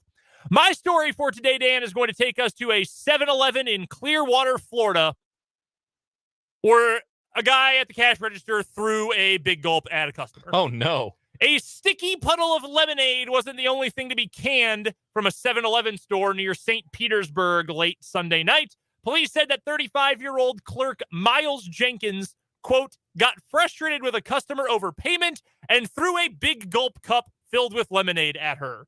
The woman told police the flying lemonade struck her in the left side of the head. 3 other customers also witnessed the battery. Authorities said Jenkins also, quote, made spontaneous statements admitting to striking the woman with the drink. He had a prior conviction for a sexual battery back in 2014. Not great. He was promptly arrested and held without bond. And I imagine got fired from the 7-Eleven. Through the lemonade.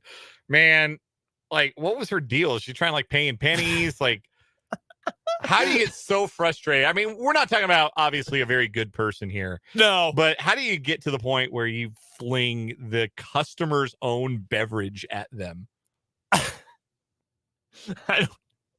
I can picture it, though. I've shared these stories before from my food service days, but they're great, or the one story's great anyway. The worst that was ever thrown at me, I worked the register. The place I worked in college, it was a hot dog, hamburger, ice cream kind of place.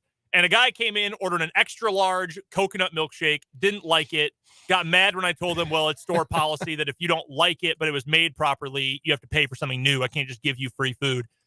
So when he reordered a different shake, he threw his credit card at me, which, by the way, really embarrassing. Like, that really lowers your self-esteem. Like, people are throwing credit cards at me. What am I doing with my life? But I had a coworker, Paul, who once had a request to make a soft serve ice cream cone, grabs the cone, walks to the machine, runs his hand through his hair, then grabs the cone with that hand, makes it, brings it back to the front. And the gentleman he handed it to, who was standing there with his wife, goes, "Did you just touch your hair and then make me food?" And Paul said, yeah. And the guy threw the ice cream cone back at him. I think that's, I mean, it's a little extreme, but I get it. So go wash your hands and make me another ice cream cone. Paul was a great dude. Yeah, like, if he had just said, like, can you please make me a new one and wash your hands? Like, it would have been fine. But no, he threw the cone at him. That is a lot. Really, really funny. He'd be having a bad day. I'm sure he was. Throw food at somebody in whatever capacity, if you're the customer or if you're the counter guy.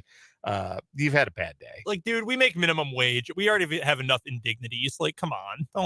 Don't throw stuff at us. Yeah, food is to be eaten, not to be thrown. Right. Put it in a cup. I'll eat it later.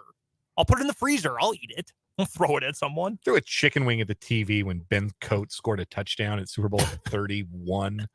I think the Packers went behind at that point. Yeah. Whipped a chicken wing bone at the television. That's pretty funny. That's the last time I ever threw food. You would have been what, like 10? Yes, 10. Yeah, no, I get it. Yeah. I've thrown worse.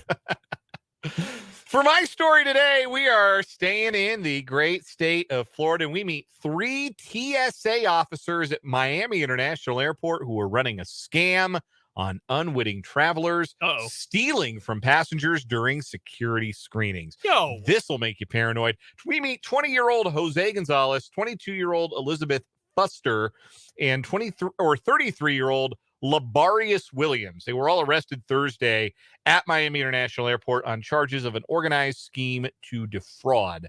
At Security Checkpoint E at MIA, detectives discovered surveillance video which showed the 3 officers distracting passengers as they were being screened so they could take money from their belongings. In one case, video provided by TSA showed Williams and Gonzalez removing $600 from a passenger's wallet as the passenger was being screened. The 3 were observed in several similar incidents stealing from passengers. All 3 were booked into jail.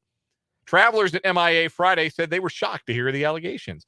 "I'm surprised. Yeah, I still tend to trust security people and law enforcement, said one passenger.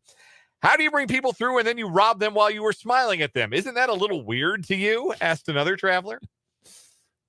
I mean, criminals gonna do crime. That's kind of the thing. Wow, that's wild. $600. Why are you carrying that much in your wallet, dude? I think I would notice like that. That's like, even if it's just $600 bills, like that's a substantial stack that you're no longer sitting on. That's interesting. Well, yeah. I mean, you go to the Hudson News and think, oh, yeah, I need one Snickers bar. Can you break change for this? And you're like, oh, where'd all my money go? And you get $45 back from your 100 for the one Snickers bar at the Hudson Snickers News. Bar.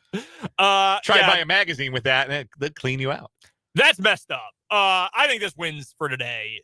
These people suck. Yeah. This dude's 33 years old, scamming people at TSA. Yeah. Give me a break. Come on, Labarius. At Do least, better. Like, Jose, the 20-year-old, he doesn't really have an excuse either. He should know right from wrong, but at least he probably doesn't have as much, like, world experience at this point. 33 years old, scamming people, taking money from their wallets. Give me a break. Get out of here, Labarius.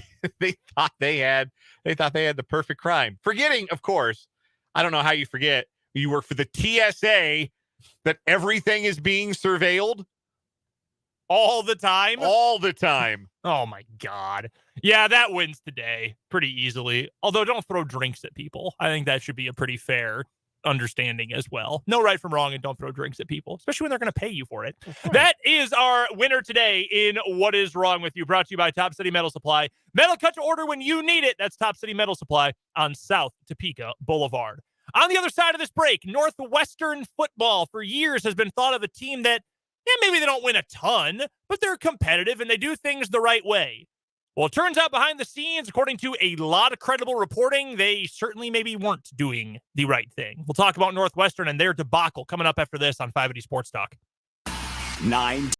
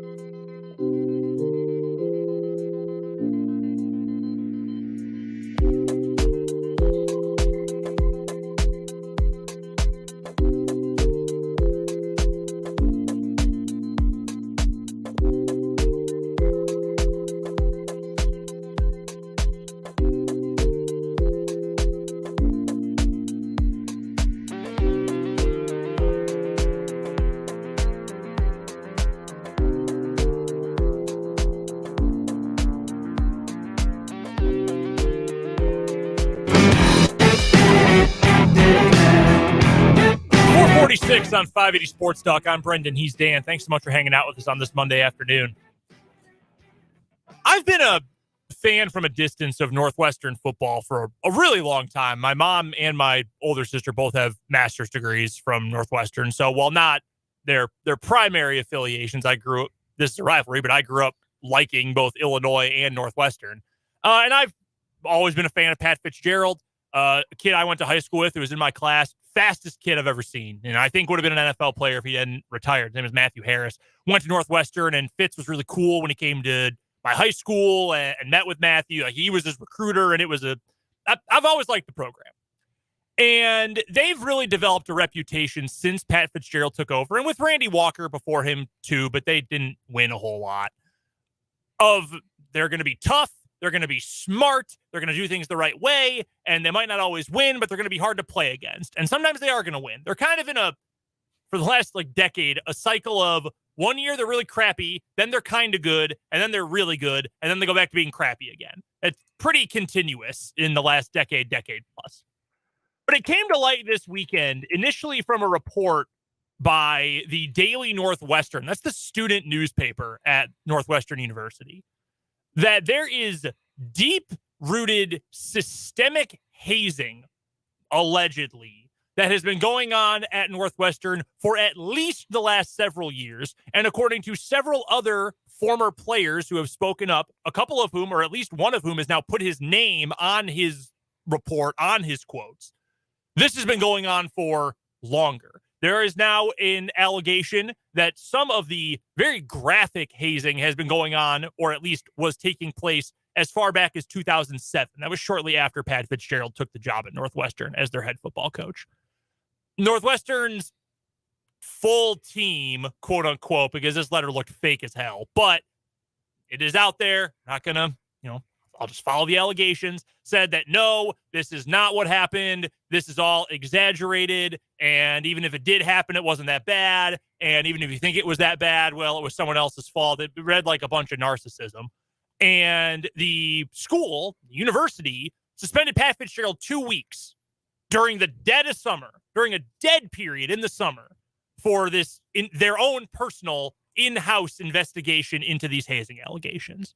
Then the report from the Daily Northwestern comes out, and all of a sudden Northwestern looks awful because alleged hazing that included legitimate sexual assault of players was just brushed off with, 2 weeks during the dead period, go on vacation. Go on an unpaid vacation, Pat, and come back in time for fall camp.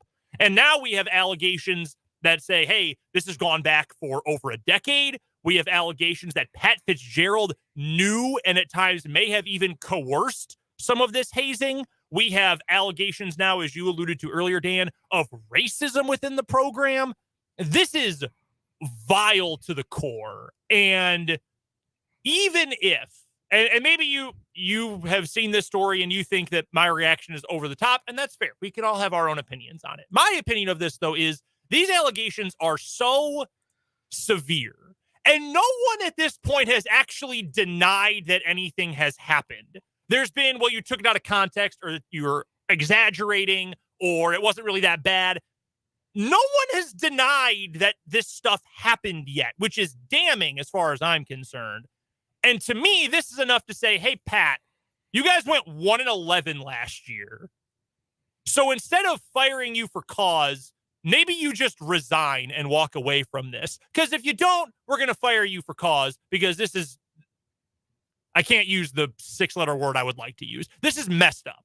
This is rotten to the core. And frankly, if you are Northwestern University, you don't have to know anything about college sports to know this is one of America's premier institutions of higher learning. How are you going to just try to brush this under the rug? Why are you trying to protect a football coach? This is a disaster. It really is. And I hope they clean house. As much as I've liked Pat Fitzgerald for a long time, this is irredeemable, in my personal opinion. It is very hard for me to take seriously any argument that suggests that a head of a major Division I football program, or really the head of any football collegiate athletic program, doesn't know what's going on amongst his players in the locker room, just would have no knowledge of it, would have no understanding of it, would have his head in a pile of sand like an ostrich. No, that doesn't happen. No. That doesn't happen. It doesn't happen for functional programs. I know that much. And I think that by and large, Northwestern's been a pretty functional football program for a long time. It's why Pat Fitzgerald is held in the regard that he is held in. That's a functional football program. That's a coach that has had to, like, is there a harder job in major college football than Northwestern? Stanford, maybe? Stanford. Cal, maybe? But, like, that's what you're talking about, right? Yeah. Like, Northwestern is like those schools. It is like Vanderbilt. It's like Duke. It's not easy to win there. You are recruiting a different kind of athlete, a different kind of student athlete. You have restrictions on who you can take, who you can bring in that do not exist in other places.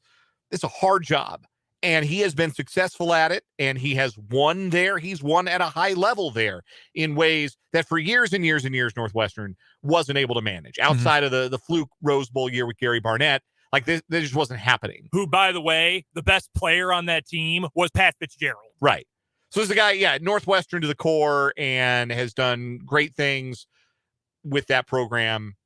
But I find it very hard. I think it strains credulity for anybody to say that a coach wouldn't have any idea what's going on in his locker room, wouldn't have any idea what his players are saying. When you've got a player who puts his name behind, first of all, his allegations. That's Ramon Diaz, who has been quoted in the Daily Northwestern, which is the student newspaper, by the way. These are students who are doing this journalism and exposing this about their football program at their university. And for Ramon Diaz, who today, a former offensive lineman at Northwestern, is a clinical therapist, and says that part of the reason he does what he does, and a thing that has molded his life, is the post-traumatic stress disorder that he was diagnosed with after he graduated from Northwestern. And he attributes his time on the football team and the racism that he experienced with the football program as a reason for that diagnosis. And you're telling me that the people in charge didn't know anything about it or didn't contribute to it. Whether or not they contributed to it is kind of beside the point. If you're in charge of an organization and you allow behavior like this, you don't check people, then you don't have enough control over your institution to get to be in control of your institution for much longer. So, yeah, I don't see any way this ends with Pat Fitzgerald remaining the head coach at Northwestern. It wouldn't shock me if by the end of the week they had a new head coach. I don't know when Big Ten football media days are. I think it's just 2 weeks. Yeah, they got a couple of weeks maybe to figure out what they want to do. But like if they were the Big 12 and their media day started in 2 days, they would have to make a decision right now. Like they've got to do something, because this figurehead, obviously, if he doesn't know what's going on, number one, I don't believe that. Number two, then he's not good enough at his job to keep it. If this kind of stuff is going on and he doesn't know about it, then he's not good enough at his job to deserve to keep it. There is now, his contract is not publicly known, and it doesn't have to be because Northwestern's a private institution. But USA Today reported when he signed his last extension in 2017, he was getting paid around $5 million a year. You're telling me that this guy, because in college football, you're not just a coach, you're the CEO. You run everything. You're telling me that this guy getting paid $5 million a year, who knows all these players, who's recruiting, who's coaching, who's game planning, who sees them every single day, who's in that locker room, who hears from his assistants, from his quality control guys, and again, is getting paid that amount of money, is totally oblivious to what. If that's the case, fire him because he's incompetent, not just because of this. But also, I don't know how he survives this. And if you're Northwestern, I don't think you can survive the optics of it just as an institution. We've got plenty more in the world of sports headlines to get to. We'll talk some Derby, all that next hour on 580 Sports Talk.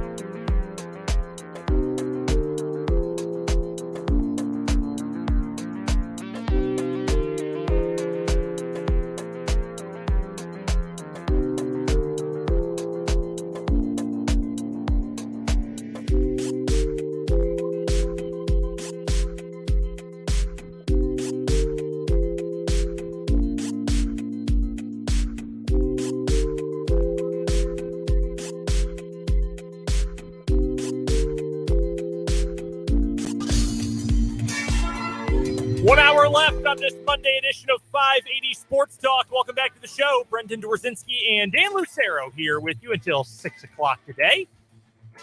If you've missed any of the show, head to our website, 580wibw.com. Go to the podcasts tab on the homepage and click on 580 Sports Talk.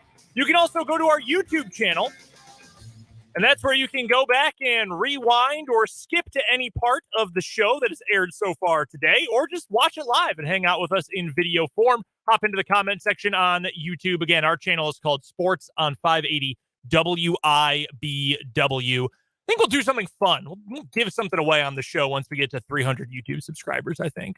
We're 20 away. We're at 280 right now. So if you're already subscribed, don't unsubscribe. And tell all your friends. If any of your friends are interested in the Chiefs, Royals, KU, K-State, Washburn, high school, sports in general, looking at Dan, like any of those things, if they're interested in it, have them follow us on YouTube, or subscribe to us, I should say. If that's why you're subscribed to this thing, so you can look at me, I appreciate you very much. Maybe they're just into hats. Not a nice A's hat today, throwback. It is a cool hat, isn't it? That's a good one. It's a good color scheme. It's hard to pair it with anything else. Like, I kind of like to coordinate my hats with like my shirts, but I don't got like green shirts. That's fair. Yeah. That's my slippery rock. I got Rocky, the slippery rock on my shirt today. Now I like that one. Yeah, that's a little green in the outfit, but otherwise, yeah, hard to coordinate green with other colors. I used to coordinate the hat I wore mostly based on I didn't want to wear because I have a bunch of hats from college teams and mostly KU, but a lot of college teams. So I didn't want to wear a different hat and different shirt. Like that, you're sending mixed signals there. But now I own too many T-shirts from college teams that I did not attend or go to or have any connection to. So I kind of gave up on it. And now I just, whatever I pull out of my closet that I think looks good that day. Not today, though. Today we're going with some minor league baseball. Remember? Remember? My Myrtle Beach Pelicans alternate logo hat. Nice. KU shirt. I used to care more. Maybe I'm probably too young to just like not care, but I mean, the only people who see me are you, Jake Fulton, my wife, and anyone watching on YouTube. Yeah. So like literally the entire world could at any point. See, I used to not care. Like I had this really ugly San Diego Padres pinwheel cap. Remember the pinwheel caps were cool? Oh yeah. Like early 2000s. Yeah. Those were huge, right? I had a couple. I had a Nuggets one. I had a Cleveland Cavaliers one that was super cool with the wine and the white. Mm-hmm. I had a couple others, but I had this really ugly San Diego Padres one. It was gross. It was like the old colors, and it was not dissimilar from the hat they actually wore in like the 70s, where you had the brown and the gold and the very simple SD. It was just in the pinwheel style. So like the front and the back panel were brown, and the side panels were that mustard yellow. Anyway, I would wear that hat with like anything. Yeah, I wore that hat once with a Minnesota Twins jersey. I had a Torrey Hunter Twins jersey. Like it's not even like the same team, not the same league, like that. Why, Dan? Why? I'd love to ask my 16, 17-year-old self, what were you thinking, man? That doesn't work. So I'm more conscious of it now than I used to be. Like I like to match up a little bit if I can. You could have worn it backwards and looked like you were going to be in a Nelly video. I did wear it backwards. Did you really? Oh yeah. Like to school? Oh yeah. Awesome. I like to wear the ball cap forward generally because I like to look like a ball player, even though I haven't been one for many, many years. But back when I actually did play, I liked to be able to wear my hat backwards. And then, you get to the field and it's all business. But, Ken Griffey Jr., right? Yeah. Wear your hat backwards, have some fun. You get to the field, it's all business. Yeah. No, I get that. Yeah. I mean, I wear mine backwards. And I'm not I hear judging you. that. No, I hear you. I've gotten to a point where a lot of my hats are kind of like reverse stretched out now. So now they fit to being oriented on my head with the bill backwards. Well, some people can pull it off, right? Like some people, like I think you pull it off. You wear the backwards cap, and I think it looks natural. I think it look, you make it work. I think if I did it, it would give off big like Steve Buscemi, how do you do, fellow teens, kind of energy at this point in my life. That's pretty funny. Although you coached Little League baseball, right? Yes, I did. A major like in a good way, like little league coach. That's a common look there. It's intense. It's kind of like, but then all right, you got to try and be a backwards good now. example for the kids. So you got to wear it straight and forward and put a little bend in the bill. Like, I don't mind a flat bill. This is a flatter bill than most caps, but no, you got to be a good example if you're coaching. When I was I think I got it when I was in 7th grade, because that was the first year my sister was in college. I got a South Carolina Gamecocks hat I wore every single day for like 4 years. I still at my parents' house. It is faded. It is no longer garnet and black. It's like salmon and gray. It is so faded, but I wore it forwards or backwards every single day, I think. That's probably the most usage I've ever gotten out of a hat. And it's still somewhere in LaGrange Park. I know that for certain. We do have some actual sports to get to here in this 5 o'clock hour of 580 Sports Talk. Our headlines here in just a matter of moments. We'll also talk a little bit about what the hell is going on with Bob Huggins in West Virginia. You see, he just released a new statement. No, he did not. Yes, he did. Bob, no. Yes, the new statement is out that says, I never submitted the notice required under the employment agreement to voluntarily resign. I did not draft or review West Virginia's statement. This false statement was set under my name, but no signature is included. Bob.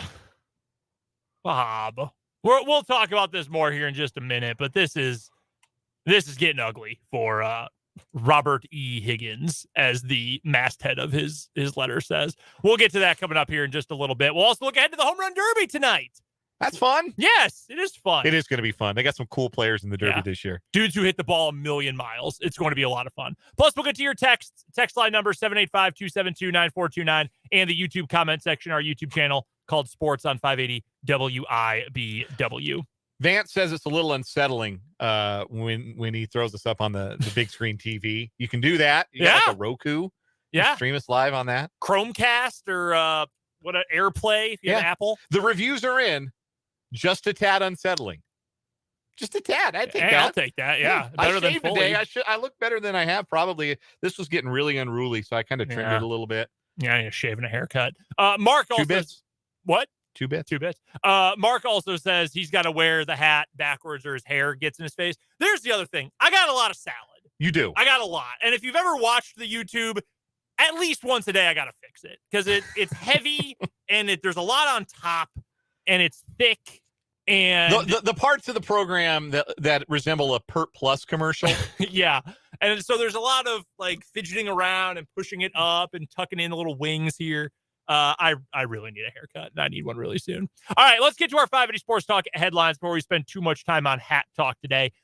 First one for me, let's get to some of the results from the MLB draft, which is still going on right now, day 2 of the 3-day experience. You were saying earlier that they did a good job covering it, and that was what was missing, I thought, from ESPN's NBA draft coverage. Like you mentioned that the people who were doing it on TV Sunday night for ESPN, like they're draft people, like Kylie McDaniel. They had Kyle Peterson on, who I think is terrific. Yeah. He's their lead college baseball analyst. And so he had great input on all the college guys. They had one other guy up there too, who I'm spacing on, but, and they had Eduardo Perez was up there too. But it was no frills. It was, this is what you need to know. There was a little bit of draft strategy that they gave you. Like, hey, this is what this team might be looking for. This is what they kind of like to draft or typically look for. This is what the rumors have been.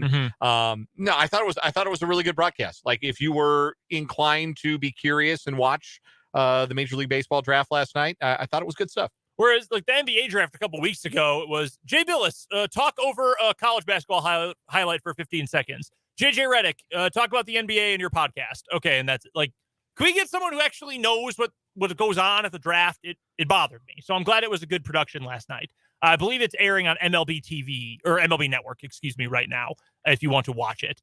The number 1 pick in the MLB draft, it was last night when it started round 1. Paul Skeens, the superstar pitcher from LSU. 2nd overall pick, Dylan Cruz, the Golden Spikes winner, also from LSU. First time in MLB amateur draft history, which goes back, I believe, to 65. Is that right? Rick Monday was 65.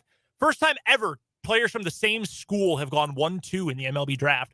Paul Skeens is awesome. I think that was the right call. I think both those were the right call, in fact. The rest of your top 5, 2 high schoolers went 3 and 5. Max Clark from Indiana and Walker Jenkins from North Carolina. both of whom were their state players of the year this past year.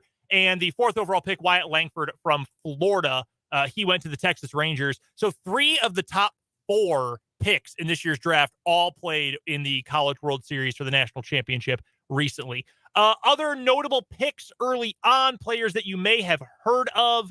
Let's see here. Kyle Teal, who Dan mentioned earlier, best college catcher from Virginia. He ends up going 14th overall. Additionally, and there were a couple names. Where did Sproat end up? He went a little bit later than I thought he was going to. Sproat, yeah, he went in the second round. He ended up going second round. Yeah, second round pick. Yeah. Stud out of Florida. Rhett Lauder, that's the other one I was looking for. Rhett Lauder out of West Virginia, not West Virginia, Wake Forest. Yeah, superstar. Ace for the number 1 team in the country. Yeah, he ended up going 7 overall, so 1 pick before the Royals. Royals, of course, took Blake Mitchell, high school catcher out of Sinton, Texas, 2-time Gatorade State Player of the Year in Texas.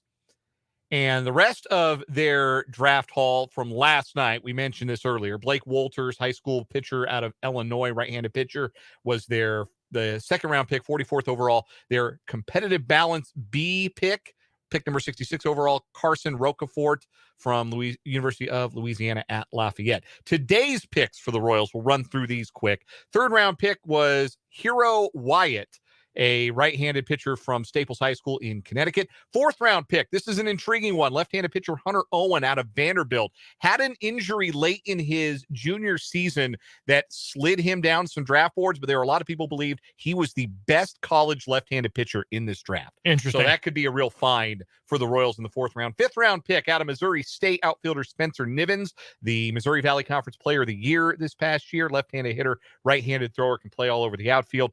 6th-round pick for the Royals, right-handed pitcher Coleman Picard from Bryant University in Rhode Island. 7th-round pick was a two-way pit player, Trevor Werner out of Texas A&M. 8th-round pick, shortstop Dustin Dickerson from Southern Miss. In the 9th round, Jacob Widener, left-handed pitcher from Oral Roberts. And the 10th round selection of the Royals was Justin Johnson, shortstop from the aforementioned number 1 team in the country, Wake Forest. A couple other notes here. How about some players native to the Sunflower State who were drafted? That includes Nick Goodwin, who not only is from Kansas, but additionally went to Kansas State. He was taken in the 7th round by the Toronto Blue Jays. That came up while we were live on the air. In fact, that was mentioned. Dan got to that earlier. Additionally, from Caney Valley, he just went in the 10th round to Dan's Colorado Rockies, Jace Kaminska, who played college baseball first at Wichita State and transferred to Nebraska. Transferred after 2 years at Wichita State and finished up at Nebraska this past season. From Lawrence, a Lawrence Free State product, Zach Thornton, who played his college baseball at Grand Canyon University after starting at Barton, He was at Barton Community College. He went in the 5th round today, drafted by the New York Mets. Additionally, players who played in the state of Kansas collegiately, Isaac Tiger, 7th round pick of the Texas Rangers. He went to Butler County. And then Brock Rodden from Wichita State. He went in the 5th round, a shortstop from the Shockers program. So those are your local players who have been drafted so far in the MLB draft, which will continue through tomorrow. Final 10 rounds, is it? Yes, coming up 11 rounds, 11 through 20 are tomorrow. That's for the real sickos. It will be interesting. We talked about it a little bit at the top. The Royals have probably drafted players who are going to sign for roughly slot value. They're not going to have to go over slot for a lot of guys. To try and simplify this as best I can, there is a allotted value of each pick for the first 10 rounds of the draft. That there is a pool of money that every team gets to spend on bonuses that is based on the value, the assigned value of each pick. And you can't go over that allotted value, but you can't go under. So the Royals probably took a bunch of players that are going to sign for roughly slot value. But if they come in at under slot going into tomorrow, if they think they're going to have some slot money available, they can then apply that to some picks tomorrow in the final day of the draft. This is something that the Royals did last year, where they had some draft savings early on, and they took a player by the name of Austin Charles late in the draft. I want to make sure that I have this correct. Austin Charles was their 20th round pick. He was a high school kid. He had a pretty firm college commitment. The Royals were able to throw him a little bit more bonus money, and they signed him away from his college commitment. And that's looking pretty strong because as a 19-year-old at A-ball, he's having a nice little year. He's hitting 284 with an 843 OPS. So pretty good for a 20th round pick. So keep an eye on the Royals, maybe taking some high school kids. Yep. If they take high school kids tomorrow, that's a sign that they think they're going to be able to get a lot of their day 1 and 2 picks under slot and might be able to take some bigger swings tomorrow in the final day of the draft. That's good to know. But again, final 10 rounds coming up tomorrow, rounds 11 through 20, and you can watch that on MLB Network. Did my best to explain all of that without making your eyes glaze over. It's complex. Very complex. First headline for me on our 5A Sports Talk headlines. Over the weekend, the groupings were released for the NBA Cup, the first ever NBA in-season tournament, which will take place during next season. So the teams are being grouped into 5 or 6 groups of 5, not grouped by division, even though there are 6 5-team divisions. You just, why not just group them by division? No, that's not what happened. They group them by conference, but there are 3 groups per conference. Regular season games that are already scheduled between those teams in the first half of the season are going to be counted also as games in pool play for the tournament. There will be a semifinal and a championship game that take place in a tournament in Las Vegas. I could care less. This is obviously a big deal for the NBA to the point where they took over an hour of television on ESPN to unveil the pairings and the groupings and the trophy and talk about this. Like this is going to be the next big thing in professional basketball. And I don't care. You can't make me care about this very obviously contrived thing. You might have been able to make me care maybe a year ago when my favorite team had never won anything of note, where, hey, it's a chance to win a trophy. That's great. Like if you're a soccer team in England that isn't Manchester City, you maybe care about the FA Cup because, hey, Manchester City is going to win the league. We got no chance, but hey, we can win this other piece of silverware. In a knockout competition, anything can happen. We can win this other trophy. It might be a big deal for the Magic or the Jazz or the Suns, pub teams that never win anything, teams that have never accomplished anything of real note or value. But for a big club like the Lakers or the Bulls or the Celtics or the Nuggets, the trophy's a doorstop. Who cares about this? Who is this for? I just don't understand. I saw the argument that competitive people are going to be competitive and, that will take over and teams will care about this, especially teams that are not, don't have Giannis Antetokounmpo or LeBron James or Nikola Jokic on them. Okay, fine. If you want to believe that is true, that is fine. Here's my counterpoint. Why should I care? The person who watches or buys merchandise or buys League Pass or whatever, why should I care about this? And I have not gotten an answer. Well, there's so many good players. There's so much talent in the NBA. Okay, then I'll watch a regular game. Right. What? So what? I don't think, and I'm sorry, I know you had a point to make. I keep seeing the comparison, this is like bringing European soccer to American sports. That's awesome. It's like our own FA Cup. They've been doing that for centuries over there. Yes, the NBA's only been around since 1946. And the appeal of those competitions is that everyone is eligible, like literal club teams from little towns, like 11 guys that met at a bar and play in a little Sunday league have theoretically the same chance to win the FA Cup in English soccer as Manchester United. That's the magic of it, as they call it. That's the appeal of it. This is only a thing that's open to the 30 NBA teams. They already compete for a tournament championship. It's called the NBA Finals. They play for a trophy against each other already. It's called the Larry O'Brien Trophy. You want to make this interesting, get NCAA teams, get the G League teams in on this, have get the basketball tournament teams in on this, and have a real ecosystem of basketball knockout tournament. You want to do something like that, that might raise an eyebrow. This is just you're trying to make the regular season more appealing. Here's the thought. It's already too long. Make it shorter. Scarcity will improve the value of your product. Act like it matters. Like, if you just acted like it mattered, maybe people would care about it more. If you took like a 3-week break in the NBA season, you cut it to, what would that end up being? You made it like 72 games or 70 games or something. You took a 3-week break in the middle of the season. You did a basketball club World Cup, because the club World Cup in soccer people don't really care about, right? No, that doesn't mean anything. No, it doesn't really mean anything. You know what might actually be cool though? The Milwaukee Bucks against FC Barcelona basketball, or the New Zealand Breakers playing like Maccabi Tel Aviv. Yeah. And then the winner gets the Nuggets. Like, that would be cool. Yes. I could be interested in that. That is interesting. This is just more of the same. First round matchup between the Bulls and Nets. Oh, you mean a game that was literally going to happen anyway, but just now it happens for a fake tournament for money that I don't get? Why does this mean something? Because we say so. Like that. It's not a hook. No, it's lame. It's lame as hell. Speaking of, our next 580 Sports Talk headline for today. Do you remember our friend Brad Bohannon? Yes. Former head baseball coach at Alabama.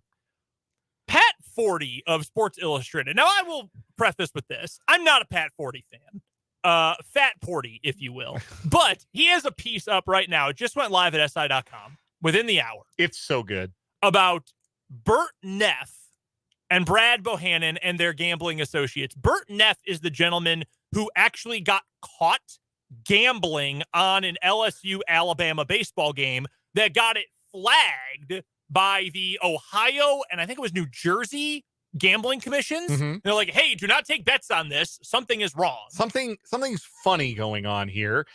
And Brad Bohannon is the former Alabama baseball coach. And the reason he's the former Alabama baseball coach and not the current Alabama baseball coach, because Alabama fired him with the quickness when they found out that he was the reason that the aforementioned Burt Neff rolled into the sports book at Great American Ballpark in Cincinnati and said, I would like to place this 6-figure wager on Alabama versus LSU baseball.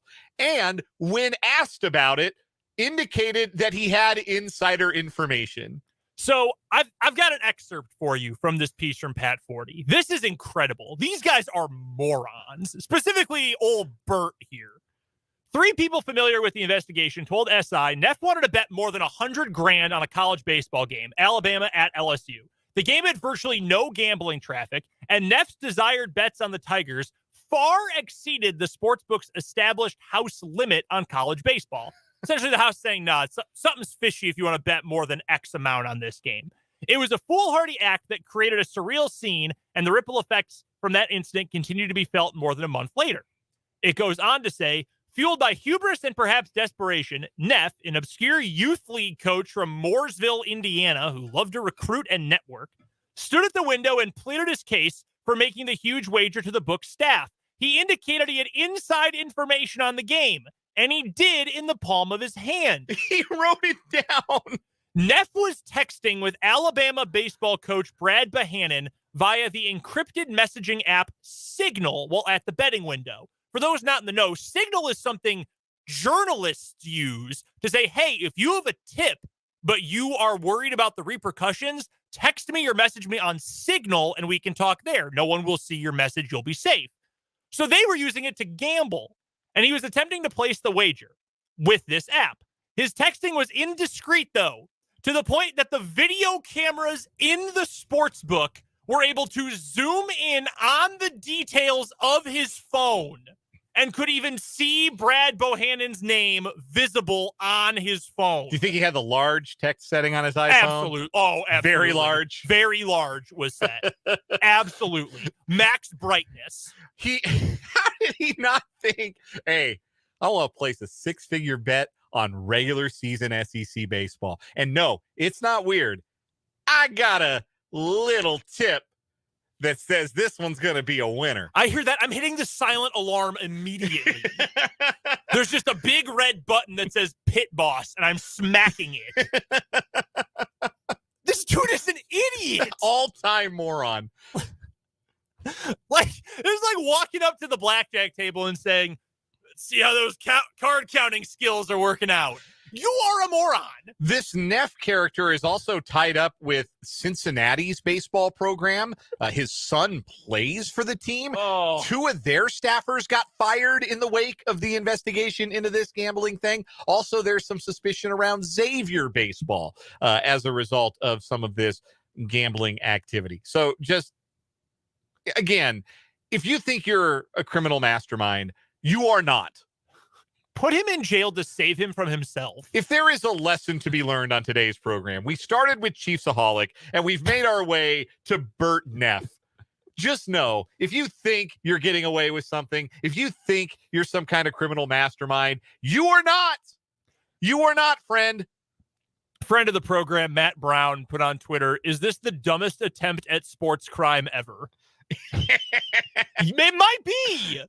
I don't know if you count Rosie Ruiz skipping like several miles of the Boston Marathon so she could take the subway and then claiming she won the marathon. That might be the all-time sports crime. Oh man, that's funny. Sports fraud. But like when it comes to gambling, yeah, this is almost too stupid for words. Any other headlines for you today? No, I think we'll leave it there. That'll do it for today's 580 Sports Talk headlines. Let's get to a quick commercial break. On the other side, though, Bob Huggins. Dude, dig up, stupid. We'll talk about Bob Huggins next on 580 Sports Talk. Let's face it, when you look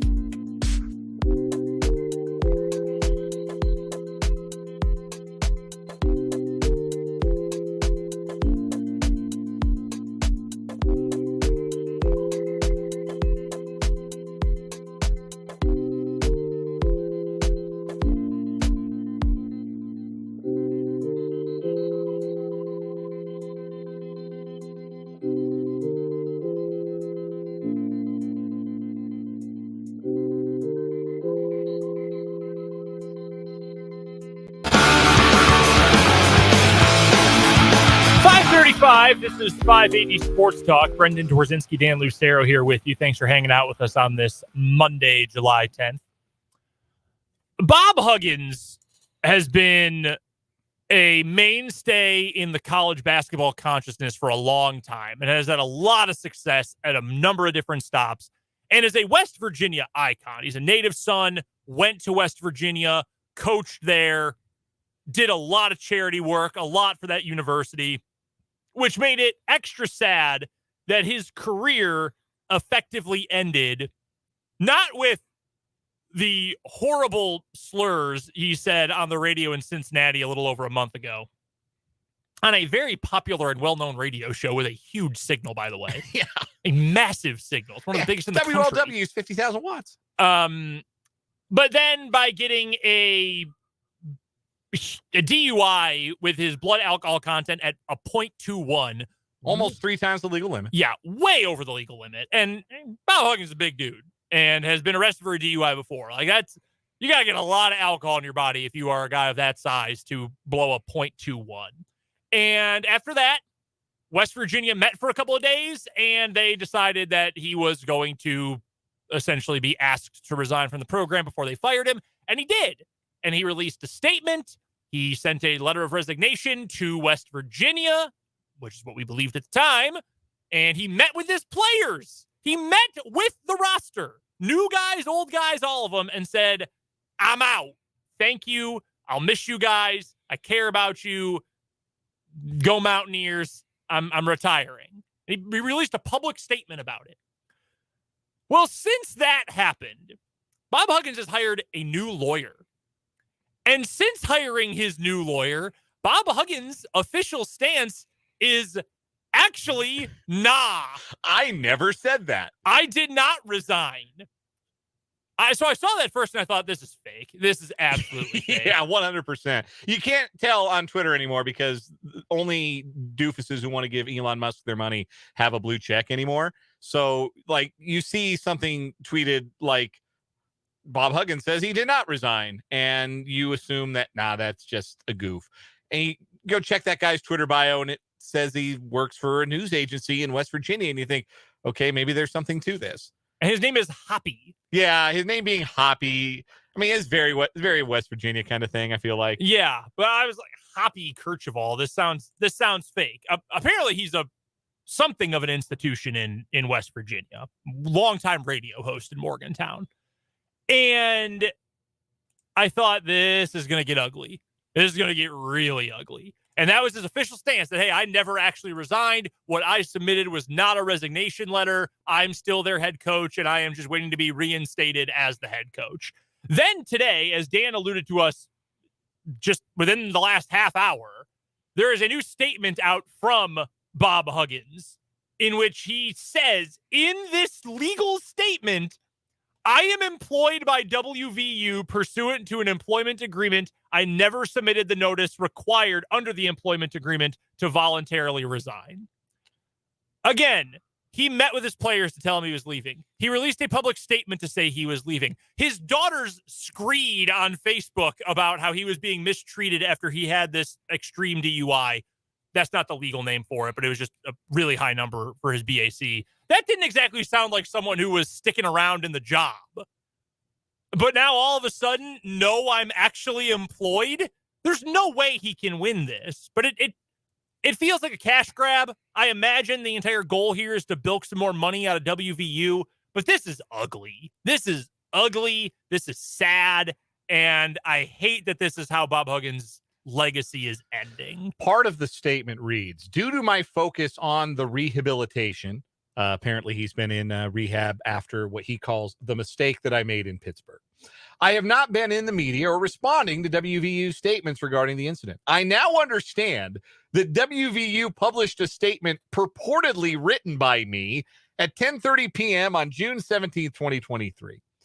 You may remember that statement. Quote, today I have submitted a letter to President Gordon G. and Vice President Director of Athletics Ren Baker, informing them of my resignation and intention to retire as head men's basketball coach at West Virginia University, effective immediately. I did not draft or review WVU's statement. This false statement was sent under my name, but no signature is required. In addition, the false unsigned statement was accompanied by a joint statement from the president and athletics director that clearly implied that they had received this purported resignation letter from me. We are at the point in this saga. You remember the Rick James True Hollywood Stories on Chappelle's show? Oh, yeah. Where Rick James says, I didn't grind my feet on Eddie Murphy's couch. Why would I do something like that? You think I just grind my feet on Eddie's couch like that's something to do? Now, I got more sense than that. And then seconds later, yeah, I remember grinding my feet on Eddie's couch. Immediately. We are not yet to that point. We're getting close. We are. But yes, Bob Huggins is claiming he did not, in fact, grind his feet on Eddie Murphy's couch. Stay out of the spotlight, man. Go away for your own good so that people are not going to remember you for being a bumbling idiot. Go away so that you can retain some of the legacy and the positive feelings people have about you. This is sad. Yeah, if your whole thing is how much you love this university, how much you love your players, how much you love that program, how important the state and the university and the institution of West Virginia basketball is to you, why would you go out like this? Why would you drag everybody through the mud with you? We have a text from the 785 on our text line. 785-272-9429 is the number. A text line. I hate how this looks for Hugs. So they just fire him now? I mean, I think that the end game for Bob Huggins is to act as though he has been fired and try and get either a payout for being terminated or a payout for being wrongfully terminated. And I think the university is just going to go full steam ahead. I can't imagine that the university would give this any kind of credence. No, I can't imagine they would. Vance also asked a question on the YouTube comments that says, I have no idea how this works, but wouldn't it be better to resign than be fired for cause from a contractual standpoint? That might be the case. Or maybe the goal is just to get a settlement and that West Virginia will eventually just say, all right, just go away. Just here's $2 million, go away. They've already announced the interim coach. Yeah. They've already been able to return some players from the transfer portal who they joined the transfer portal because it was the thing to do in July or June. They joined the transfer portal because their coach was leaving. And now he's saying, nah, I never said that. Nah, I'm still the coach. That was forged. That's fake. He's doing Soulja Boy on the Breakfast Club. No, that's fake. That's fake. That's not real. That's fake. How would you feel if you're Josh Eiler right now? Oh my goodness, you got to feel terrible if you're Josh Eiler. You worked for this dude for years. You were close to him for years. You finally get your moment, and now not in any kind of way you wanted to get your moment, but it's your moment. Right. You have been announced as the interim head coach of the West Virginia Mountaineers. It is your program that you are now taking ownership of as the summer moves on, and kids are going to be back at school in about a month, and it's your program. And he jumps right back in and takes the spotlight right back. This is, for a personal connection here, this is Brett Favre retiring after 2007, Aaron Rodgers starting camp, and then Brett saying, oh, wait, never mind, I'm back. And then the Packers having to get rid. They acquiesced, but they traded him. And they said, just go away. We'll do whatever you want. Just go away. I imagine this is going to end in some kind of settlement, unless this is even flimsier than it seems on the surface, in which case West Virginia is just going to roll over him. We have breaking news. Matt Fortuna of The Athletic is reporting that Northwestern has parted ways with Pat Fitzgerald. Wow. That is good. per his Twitter account. Good. I mean, you had to.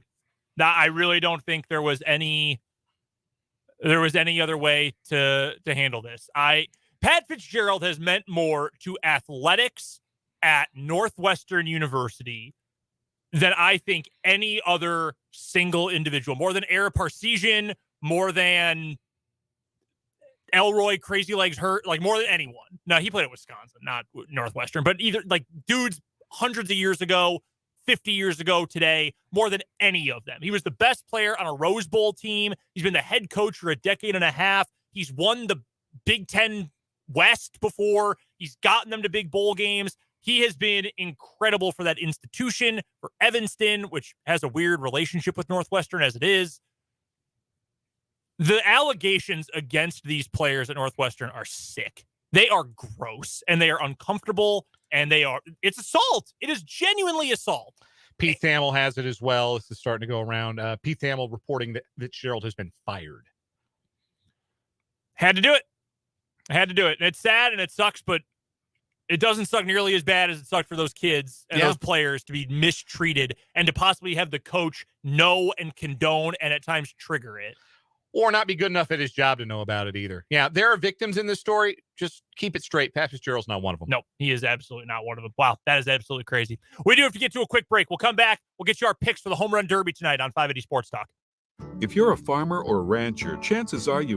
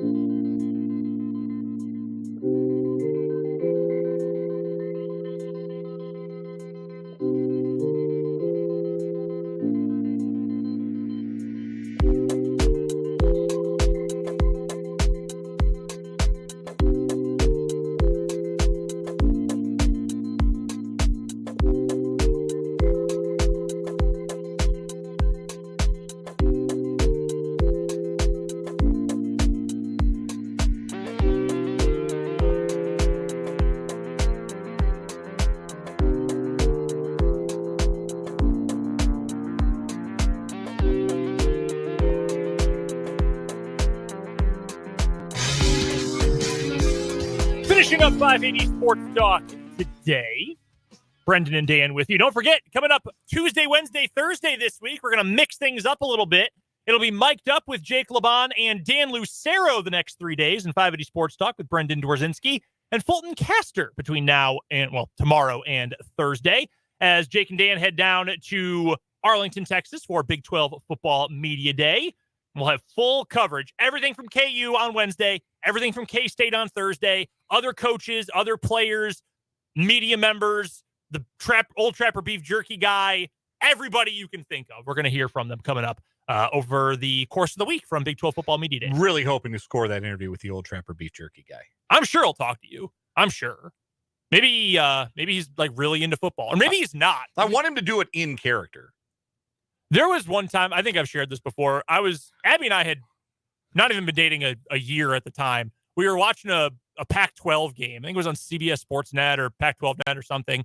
And an old Trapper ad comes on. And she's like, I know that guy. And the star of the commercial was someone from her hometown.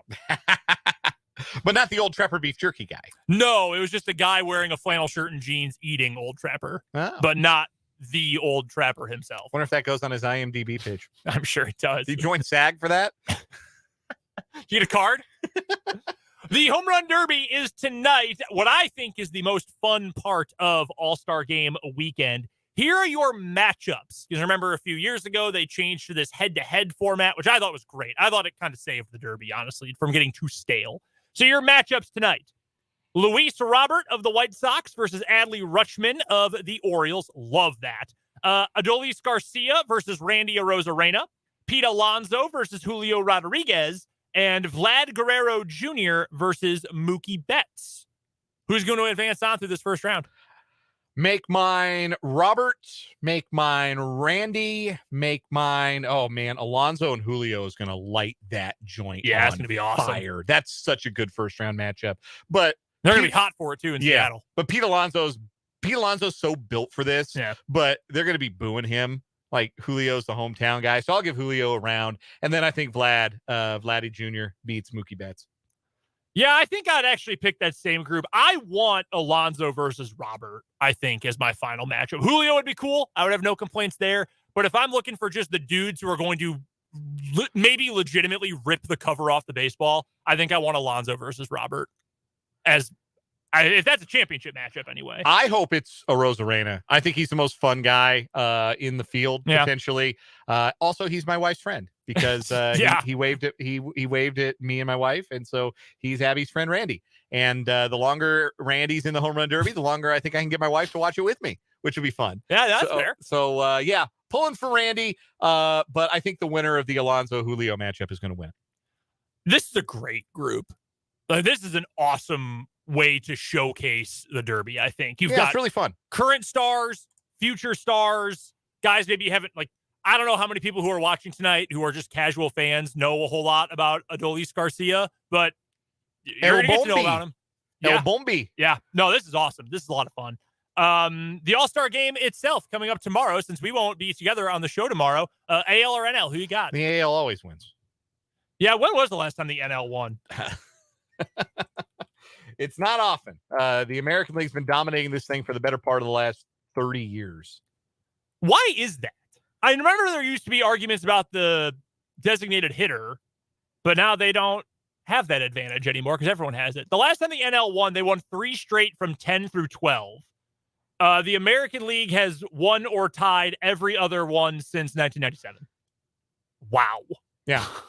Yeah, it used to be the National League dominated. You go back, you look at the 60s and the 70s, it was the National League. And the reason for that is the National League integrated faster than the American League. Yeah. And a lot of the star players, the star black players in the National League, like your Willie Mazes and guys like that, they took it personally. And they liked beating up on the American League. I also imagine it's a little bit different when you play the whole game or more of the game. Yeah. Like, you probably have less ownership in it as a player if you're only going to play for 1 at bat or 2 innings in the field or whatever. And it's not like the National League's getting blown out. They lost 2 in a row in extra innings. They lost 2 of the last 3 by 1 run. But the American League always seems to win this thing. So they're the smart pick. The Derby, though, comes up tonight. Best part of All-Star Weekend. I'll stick with that. That opinion. Let's get to one final break. We'll finish up 580 Sports Talk with the final word next. I'm about to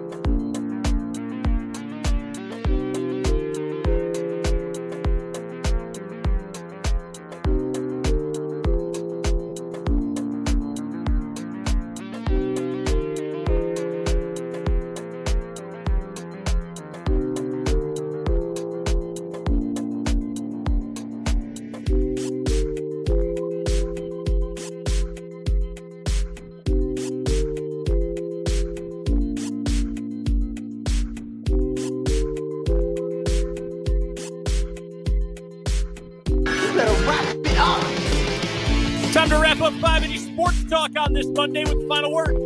Final word for me. Very best of luck and congratulations to everybody selected in the Major League Baseball entry draft. And don't write off Blake Mitchell just because he's a prep catcher drafted in the first round. Even though the track record at that position hasn't been great, past doesn't need to be prologue. He's a 2-time Texas Player of the Year. He's got a big arm. He's got Major League ready defensive skills behind the plate right now. Let him develop, bring him along slowly. Maybe he'll replace Salvador Perez someday. That's the outcome to root for. Final word for me is that what's going on at Northwestern, I think, should be a wake-up call to everyone. If you didn't already know that hazing is ridiculous and antiquated, it is. Also, what they were doing there, far worse than your typical college football hazing. But also probably a good example that just because everyone thinks you're doing things the right way and you're a good, wholesome program, you're probably not. So when your team is run by good people who have proven they're good people, appreciate it. But also remember, sometimes it's business, and businesses don't always handle their business in the proper way. Hence, what's going on at Northwestern and why they just fired Pat Fitzgerald, the most important person in the history of that athletic department. That does it today for 580 Sports Talk. Starting tomorrow for the next 3 days, Dan will be with Jake or Mike Duck from noon until 3. It'll be Fulton Castor joining me for 580 Sports Talk from 3 until 6. That starts tomorrow at noon with Mike Duck, with Dan and Jake. Until then, for Dan Lucero, I'm Brendan Dworzinski. Talk to you later here on 580 Sports Talk.